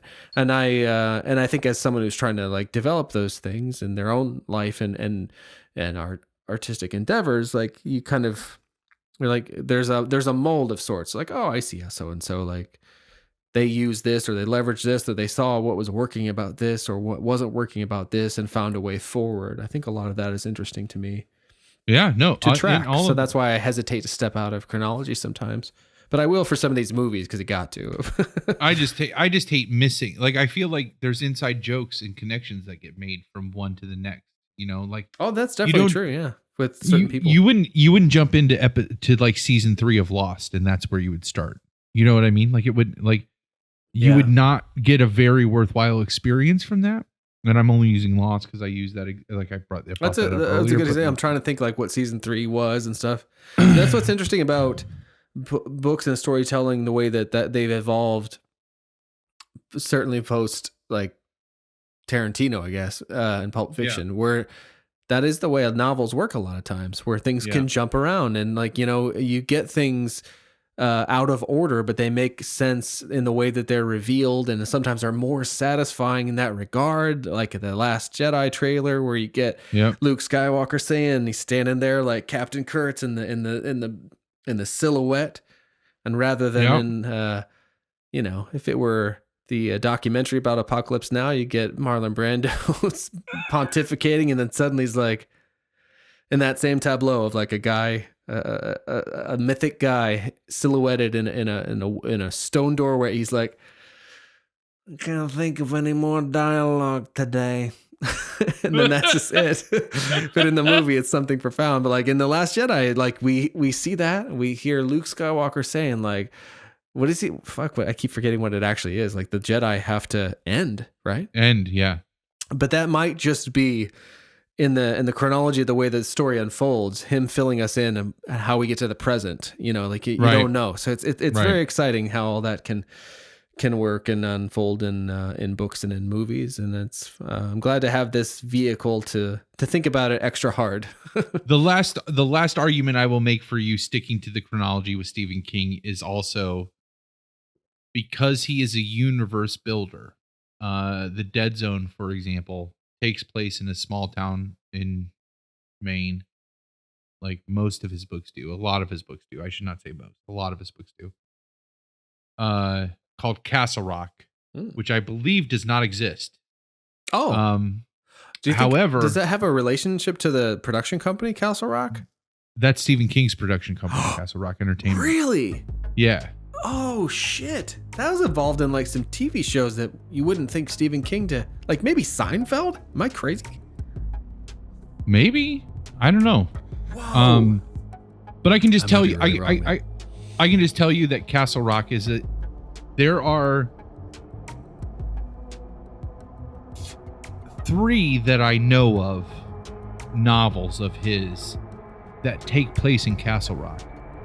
And they are allusions to the history of the town of Castle Rock that he refers back. This is why the Dark Tower is so, because everything ties to the Dark Tower.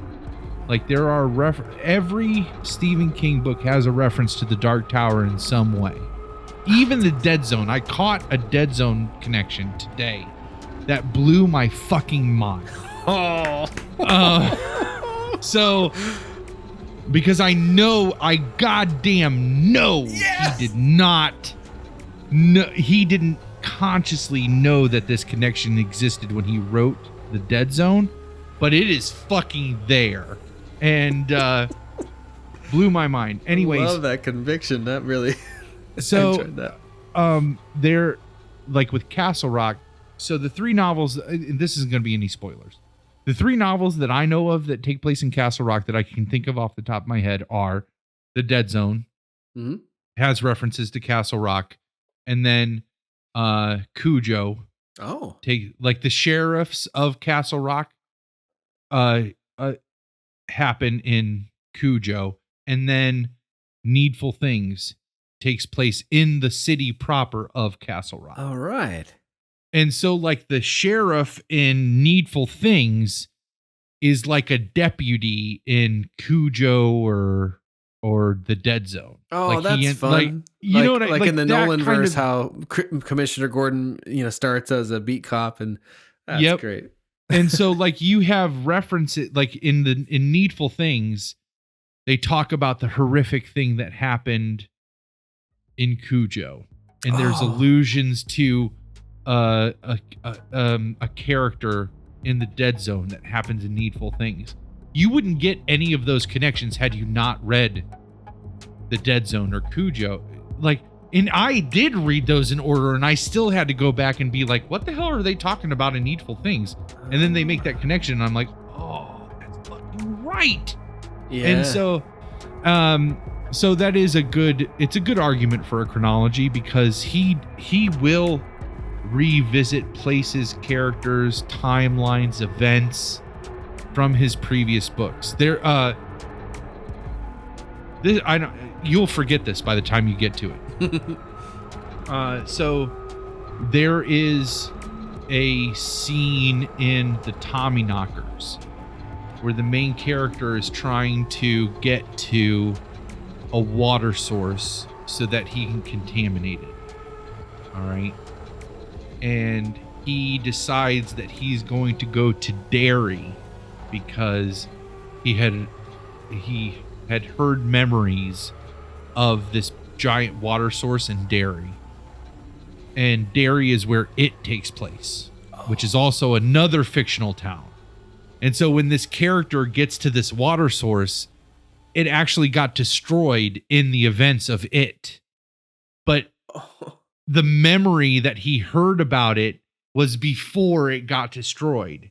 So by the time he gets to this thing where he's expecting this water tower to be, there's just a plaque that commemorates the destruction of the water tower by the main characters in It. That's like a decade and a half later, and it's in memorial to the standpipe that used to be here, which was the water tower, the storm of 1984, donated by the Losers Club, and that's the name of the group of friends in It, is the Losers Club. Oh, wow. And so, like, there are like 2 stories that have nothing to do with each other, like nothing at all, being connected by that universe. It's like, that shit, those little types of connections. It's just like Quentin Tarantino, like watching his movies. Everybody Smokes Apple Jacks. It has been confirmed that all of his movies take place in the same universe, Quentin Tarantino. Oh yeah, yeah, and like the Kevin Smith movies, in that kind of View Askew-universe, as they call it, or John Hughes movies. I'm telling you about the John Hughes and the Steve King. I wonder, you know what I mean? Yeah, dude. Don't you forget about we haven't finished getting it on here yet. We're still getting it on down here. No, Dad, fuck yeah. Anyway. Oh, man. But what's interesting, too, though, is like I think you could encounter those books at different timelines, and just the references would hit you in different ways. That's the great thing about That's how it hit me, because I did not, like a lot of these stories, I read the Tommyknockers and It almost back to back. Right. Mm-hmm. So I got that connection really quick. That was awesome. But then I'm reading, because I hear connections, the more obvious connections to Dark Tower stuff I would read some of those. And it was finally after I was like so far in, I was like, fuck it. I just should read all of Stephen King because they're all connected in some way. And that's what led to the chronology. And I'm so glad I did it, man. Like, I have all the next audiobooks like ready to go. I just haven't put them on my iPod yet. That's interesting. You have a dedicated iPod separate from your phone that's just filled with the books. That's just filled with my iTunes library. Huh. But I was telling Ash, it's to the point now between streaming services, there's no need to have physical copies of anything. I'm going to stop you right there. Whoa. That is crazy talk. I know. I'm enjoying having physical copies of things more and more every day. I understand what you're saying. And I think part of that is because the world is trying to move us away from physical copies of things. Oh, yeah. No, I mean, I do understand, but I'm just kidding. But for me, it's no, I totally get what you're saying though. Like, I know, I understand, but like, I haven't owned one of these Stephen King books, and I have a desire to, like, when you mentioned getting the physical copies, like the period relevant physical copies of those books, I was like, that really speaks to me for some reason. I don't know, but and I think it's because it's a lot easier. There's a couple things, like it's a lot easier to control consumption if there's not any physical things going on. And as far as like controlling the money you're going to make from the consumption of that, right? So if there is no physical book where I can read the book and then let you borrow the book, right? If that book never existed physically, it was only digitally, there's no way I can legally share that book with you, right? Oh, that's interesting. Because I've only paid for me to read it. They can't control, though, if I buy a physical book, they can't control me just giving you that book. It's funny you say that, because in one of the interviews or one of the I don't know what to call them, like the talks that Stephen King gave that are on YouTube that I watched yesterday, listened to, he shouted at some point, he's like, buy my books and give them to your friends. That's what he said. Yeah. And which is great, right? I'm just saying, like, as a collective, it's much easier to control that if it's only digital. Like, if you can only get it from iTunes, right? Oh, yeah. Like, I can't buy something from iTunes and then give it to you, right? I could gift it if I bought it again. I could, right? I know how. And I don't know much, but yeah, legally it's not correct. Legally, right? Yeah. Let's say I legal, even found right? There's a couple of books that I really like that I got through Audible, and Audible says like you own it. You have it forever. Even if you cancel your Audible subscription, you can still use but you have to use the Audible account. That's right. That is the rub. And that was why I was like, fuck this. I can't, like, that's why I got it through the library. So I got two. I got the Graveyard and the Blood Meridian. There you go. You just bedroom, proved my point on that end of it. And then the other end of it is, you gotta have the physical to make that happen. Right. The other end of it is if it stays digital, you can actually control what that content is. If it only ever stays digital, like imagine if George Lucas, if we could only get the original Star Wars trilogy via digital means, we wouldn't be able to say, no, you changed this movie because here's this copy that I had from 1984. That proves that this is not, I mean, that what you just put out, it wasn't Hayden Christensen as the ghost in Return of the Jedi. Like, it was the fat white dude that's in the suit, the old guy of Anakin. Yeah. That was in there. So if it's only the digital, Ewok song, not for nothing. There you go. But if it's only digital and then you're controlling how they're getting those digital copies, you could change it 17 times, and the person who downloaded it 3 months from now and it's on that version 17 doesn't know that there were 17 versions before that. They just know they bought it at this moment and this is what they got. Yeah. I know I made a big show of it. I'm not saying necessarily one is better than the other, but I definitely I think both of those are those scenarios that I just laid out, those are terrifying to me. Oh, really? How so? What do you mean? Terrifying. Oh, absolutely. Both of them. I think that like one of the reasons I disagree with George Lucas is that if you're going to create art, yes, you are the creator, you made it. But when you share it with an audience, regardless of what you think, it becomes part of theirs too. Oh, like, absolutely. Theirs. Yeah. Yeah. And you as the creator, it's not that you have the ability to change it in the future any way you see fit. It's your responsibility that once you've shared it with an audience and have gained an audience, it's your responsibility to protect that for them. That's what your responsibility is. Oh, you know what's a great example of someone protecting things for their audience? Is Gene Wilder. He hid his, I heard he hid his illness and the decline of his life to sort of preserve the memory of him. He did not want people to remember him as having Alzheimer's and being sick. He wanted like kids who love Willy and come to love Willy Wonka. Yep. Isn't that something? That is the epitome of a responsibility of an artist.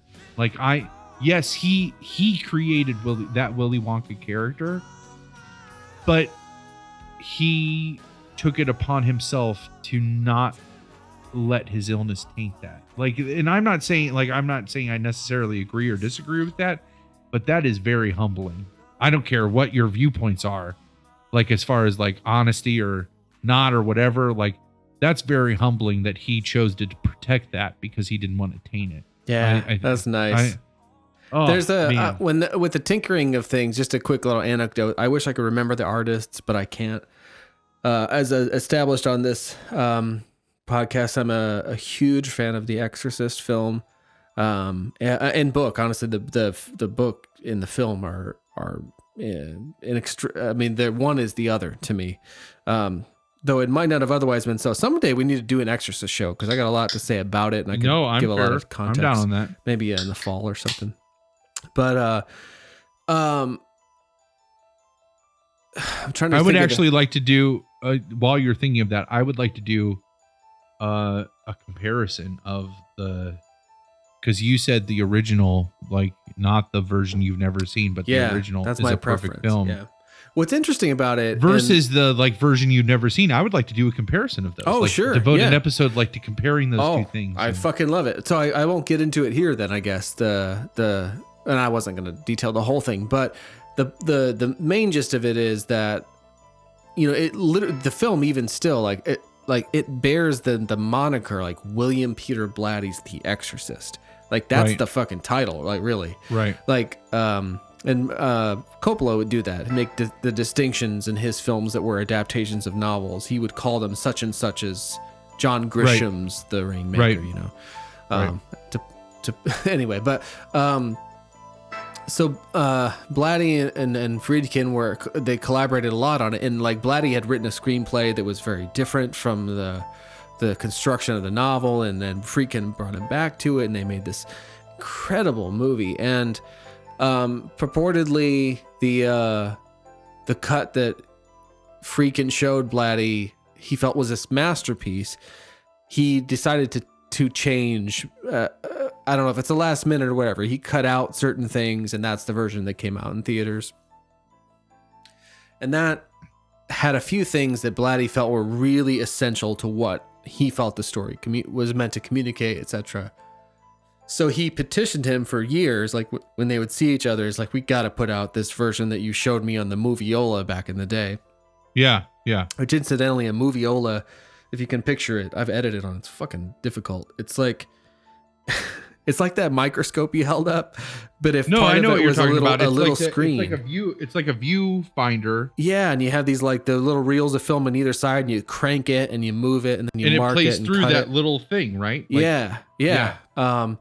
In any event, so that's the version that Blatty wanted, but as my favorite edition of The Exorcist on DVD. I mean, there's beautiful Blu-ray now, but in 1998. Mark Commode collaborated with them on this one that had a kind of a cleaned up version of the initial release. But there's this discussion, and there's deleted scenes and this amazing documentary about it. But there's a discussion where but they didn't make a new version for the DVD. But they have this debate about the cut scenes. And Friedkin tells this story that I wish I remembered the artist. It would make it much better. But he relayed this story about an artist breaking into a museum to try to fix one of his paintings, at least fix it in his regard. And so, but to the security staff of the museum, like he's just a vandal. So they come and arrest him. He's like, I'm the artist. I'm just trying to. And they're like, no, dude, like that's over. That's done. It's up there for everyone else now. And he's like, that's how I see The Exorcist. And I think I think that's so poignant that we've talked about it on this episode. We talked about it on a couple of episodes ago, but I see that just as another example is Stanley Kubrick removing Clockwork Orange from distribution in Great Britain. He protected that film. It had already been given to audiences. And rather than change the film to cater to critics, I know with Stanley Kubrick, it's probably more of his hubris. That's why he pulled it. But I like to think there's a piece of that where it's like, no, I already gave them this film. And they already like this film. I'm not going to change it because then it won't be the film that they like anymore if I changed it. I'm going to protect this. Yeah. So he pulled it off to protect that version of the film so that it could be preserved, you know? And I think that what's funny is George Lucas himself pretty much made this same argument when he testified against Congress against the colorization of black and white films. God, what? Against Ted Turner, basically. I didn't know he did that. That's so ironic. He testified. This was right around the time that Turner was trying to colorize things like films like Casablanca. And, I remember seeing those. They look fucked up. Oh yeah, they're terrible. Not good. And so there was a big it made it to congressional hearings. Should they be able? Should a media company be able to go outside of the realm of the director, the producer, the studio, blah blah blah? Because this was like Time Warner wanting to colorize these, right? AMC, I think, because they wanted them to air on AMC. Or it might be TNT. Or TNT or one of those Turner Classic. But it was Turner Classic Movies is what it ended up becoming. I do remember that stuff. Yeah. But it ended up making it to Congress to is this something that a network should be able to do? And George Lucas testified against Turner, because they should preserve the integrity of these films. That's one of the major ironies of the constant edits that he does to the original trilogy is that you're basically colorizing the original trilogy if you think about it, and it's interesting the way that works because it is definitely a do as I say, not as I do, because it's hard as someone who creates something to imagine. I don't know if that's fair, but the experience of creating things and sharing them with people is very different from that of being an appreciator yourself. I've noticed that from following the careers of other people who've gone through periods in their career. Like last episode, I talked about Kevin Smith's appearance on The Fighter and the Kid, where he talks about the different sort of eras of his career. And I've definitely been dealing with certain creative and identity issues of that regard myself. And it's interesting. I feel that when you are confronted with crossroads and the way that your own creative expression and publicly are appreciated or not, or sort of, that thing where you lose it, like you put it out and it's no longer yours anymore. That's an example. Like for me, that's not been a problem. But I have different problems. But what I found is that when the common thread of these artist types in that there's this separation between this thing where you're a part of it and then the era prior when you were just a fan. Right. And you tend to revert back to that. And I've noticed that, and I've embraced it in a way that's very freeing and fun, where it's like, Yeah, my favorite shit is Jean-Claude Van Damme and Bruce Lee and like this and like that stuff. Yep. That whole I have such a personal ownership of that's tied in no way to trying to seem cool or any. Yep. You know what I mean? Like it comes from. Do you that know what pure I watched? place. What I watched last night while I was making dinner, because I happened to be on Reddit and I scrolled across. Somebody put together a super mix. It's like 4.5 hours long of original Looney Tunes cartoons. Whoa. And that, like, it brought tears to my eyes, you know, Oh, like, man. so like I watched that, like in the like, these cartoons outdated my parents almost, you know, Yeah. like, but I remember a distinct period of my life where I would get up at 6 a.m.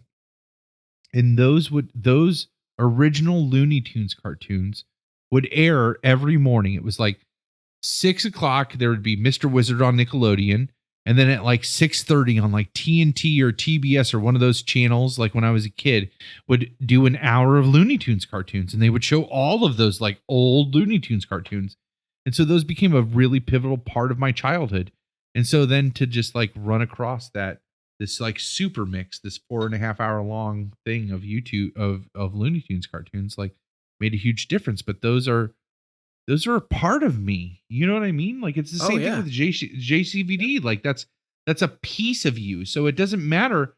And I think that's part of like being a grown up. Like you gain confidence in your likes, you know, like That's right. This is a very weird pull, but in Mr. and Mrs. Smith, that movie with Brad Pitt and Angelina Jolie, there's a moment towards the end where they've both found out that each other are spies and stuff. And they're shooting people left and right. And it's this like farce, but a Carpenter song comes on the radio and he turns it up and she looks at him like, what the fuck? Like earlier when I was talking about like in the Chainsmokers or something.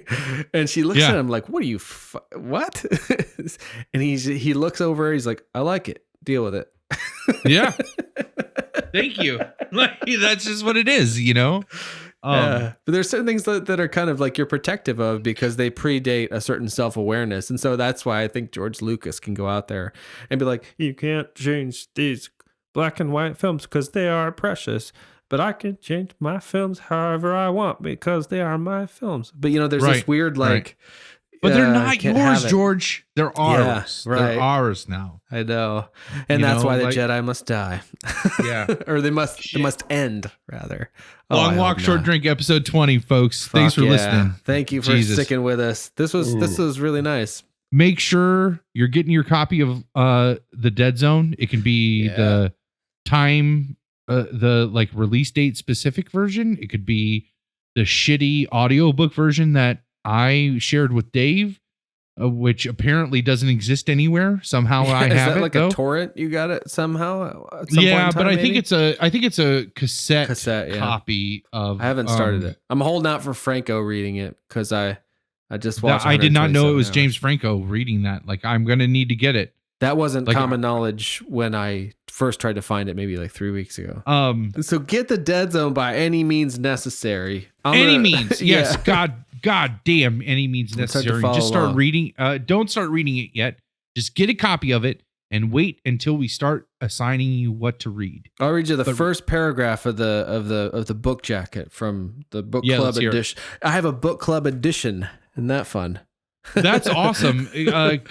There's a lot of contention that comes up about those book club editions for those books, and essentially how so? they are well. There's book club. There's like the Reader's Digest book club, right? And those typically would abridge books to get, you know. Oh no! These are Stephen King book club. So a lot of people are like, "Oh, I found these book club editions of his books and I didn't get it." And then other people will comment back and be like, no, you should have. Those are like really rare and they're good to get because he wouldn't abridge them. Wow. They were Stephen King book clubs. That's right. Like the commercials we found online where you could, that's cool. Yeah. And they're actually kind of replicas of the period accurate. They said the only difference that might happen is they might be a little smaller in size than like that makes perfect sense. From what I'm holding. But what you're holding up, though, that looks like a full-size hardcover book, it's full right? size. It's not like paperback size, but it's not quite as big as a lot of... his books. Yeah, or just like tall. You know? Oh, okay. I can see that. Yeah. Yeah, that's interesting. Okay. I did the Owen Wilson because this one it's inscribed. This is for Owen. I love you, old bear. Oh. But I'm just gonna read the first just the tease because we'll eventually get to it. I'll read it as my ideal narrator. Okay. Johnny Smith is an ordinary young man with an engaging grin,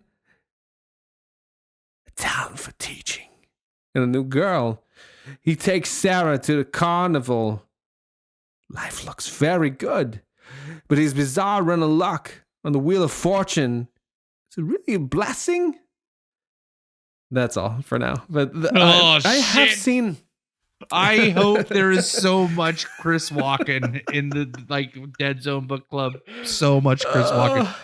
We should have a 5th episode on the Dead Zone though, where we talk about the movie. Oh, fuck yeah! Like the film adaptation. So we'll do 4 on the book. Yes, and then when that's the 5th one will be the film. Actually, because we do the chunks, and then you're able to reevaluate the whole thing. Yeah. Oh, I can't wait. The film adaptation, and we'll compare the whole book to the whole film in the 5th episode. And there's some such, early in the Stephen King canon, there's such great stuff. There's Brian De Palma and Carrie. I know the Dead Zone is Cronenberg. There's some really great pairings of, oh man, I wish that George Romero thing had happened back in the day. Yeah. But, just a super quick side note to encourage you to seek out those, the lectures. He tells where Cujo comes from. I don't know if you knew that already, but he's like, this is this encounter I had in real life. Because he was talking about where some of the ideas came from, like I said earlier about Carrie. Does he talk about how he didn't remember writing it though? No, he didn't mention that there, but of course that's in on writing and stuff. Yeah. But yeah, so we're going to be starting this up. I'm going to hold off on beginning that until you give me my marching orders and I can listen to James Franco read it. So not the next recording session, but the recording session after that is when I'll start. Okay. Outstanding. Well, thank you for sticking with us all this time. Yeah, absolutely, you guys. Homer, for staying up late. I know it's late there, but it's been loads of fun. It's 12:26 here. I know you got to get up so early. So late.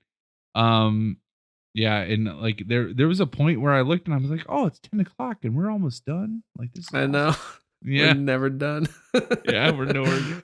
Another great episode. Dave, I want to wish you the best of luck in your surgery. Oh, thank you. It's nothing serious, folks. Hopefully Moto will cut out when I couldn't breathe and stuff. That's unrelated. Yeah. Don't cut that out, Moto. That's just couldn't breathe. No, fix my quote though. Make sure my Bruce Lee thing flows. Oh yeah, that's true. Like what? Because you did nailed that Bruce Lee. Oh, thank you. Hear him saying that. Yeah. I spent a lot of time with the man, and I'm spending more and more. So that's my digs. Go out, Bruce Lee podcast. Look up the Jimmy Jurista, or just fucking build shit. Build shit. Get the Dead Zone. $9 microscope sperm test. Yeah, fucking just test your jizz out at home. You can do it. You can do anything, as we learned on this episode. Because you're the fucking adult. Yes. And if you're not an adult yet, you will be soon, and then you can do whatever the fuck you want. And then you realize the adults don't know any more than you did then. Not a thing more. We actually know less. I feel like I knew less than I did as a kid sometimes. So. Oh yeah. I definitely feel that way too. Well, we're gonna sign off, but we're gonna watch a bad lip reading video together off air just for shits and giggles. This should be our teaser for this episode. We'll send a link to the Force Awakens bad lip reading. Oh, yeah. And then they'll have to listen for 4 hours before we don't get to it. And all we say is, and we're gonna sign off and then watch this. What was I was gonna say, just for shits and giggles with that. Oh, Shinola. That's I have to look that up. Let me look that up real quick. Fuck that. That's ours. That's gonna be the title.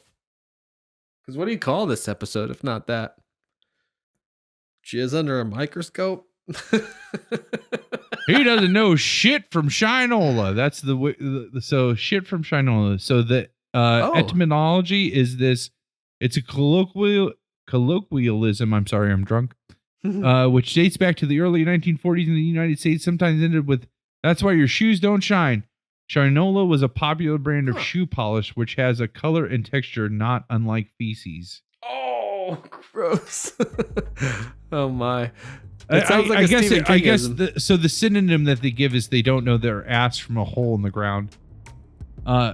Which I guess in the way that we're saying it, it's still really funny because it's like we hand Moto shit and he gives us Shinola. So it's still shit. Well, you can't polish a turd. Everyone knows that. Oh God. You cannot polish a turd. But he does make us sound better. He does a great job of polishing the turds we give him, that's for sure. And can you imagine him on the 4th hour? He's like, oh. He's like, motherfuckers, you used to give 2-hour episodes and you were like, this is too long. Yeah. And now we're doubling that. I know. Shit. The last time that was 4 hours, I cut out all the stuff where we're talking to him. So Moto, now you're hearing how we do think of you. We just get carried away. Yeah. Well, love you, buddy. Thanks for all your help. Oh, hell yeah. All right. So let's stop the recording so we stop talking and then we'll watch the thing. All right. So thanks for listening, everybody. This was Long Walk Short Drink number 20. And 20. Jesus, 20. That's awesome. Yeah. As soon as when we hit 30, that's the most we've ever done. That supersedes Palmer's picks. So that's gonna be a big one. Oh my gosh. We're gonna have a celebration that episode. Yeah. Hell yeah. Awesome. All right. Cheers, everybody. Yep. Adios. Cheers.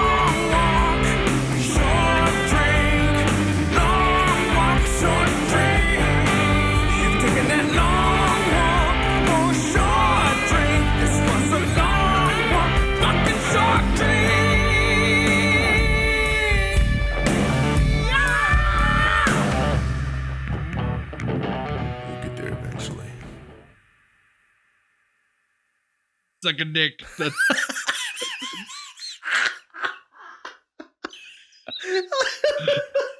you take your damn podcast and suck a dick. I'm out of here.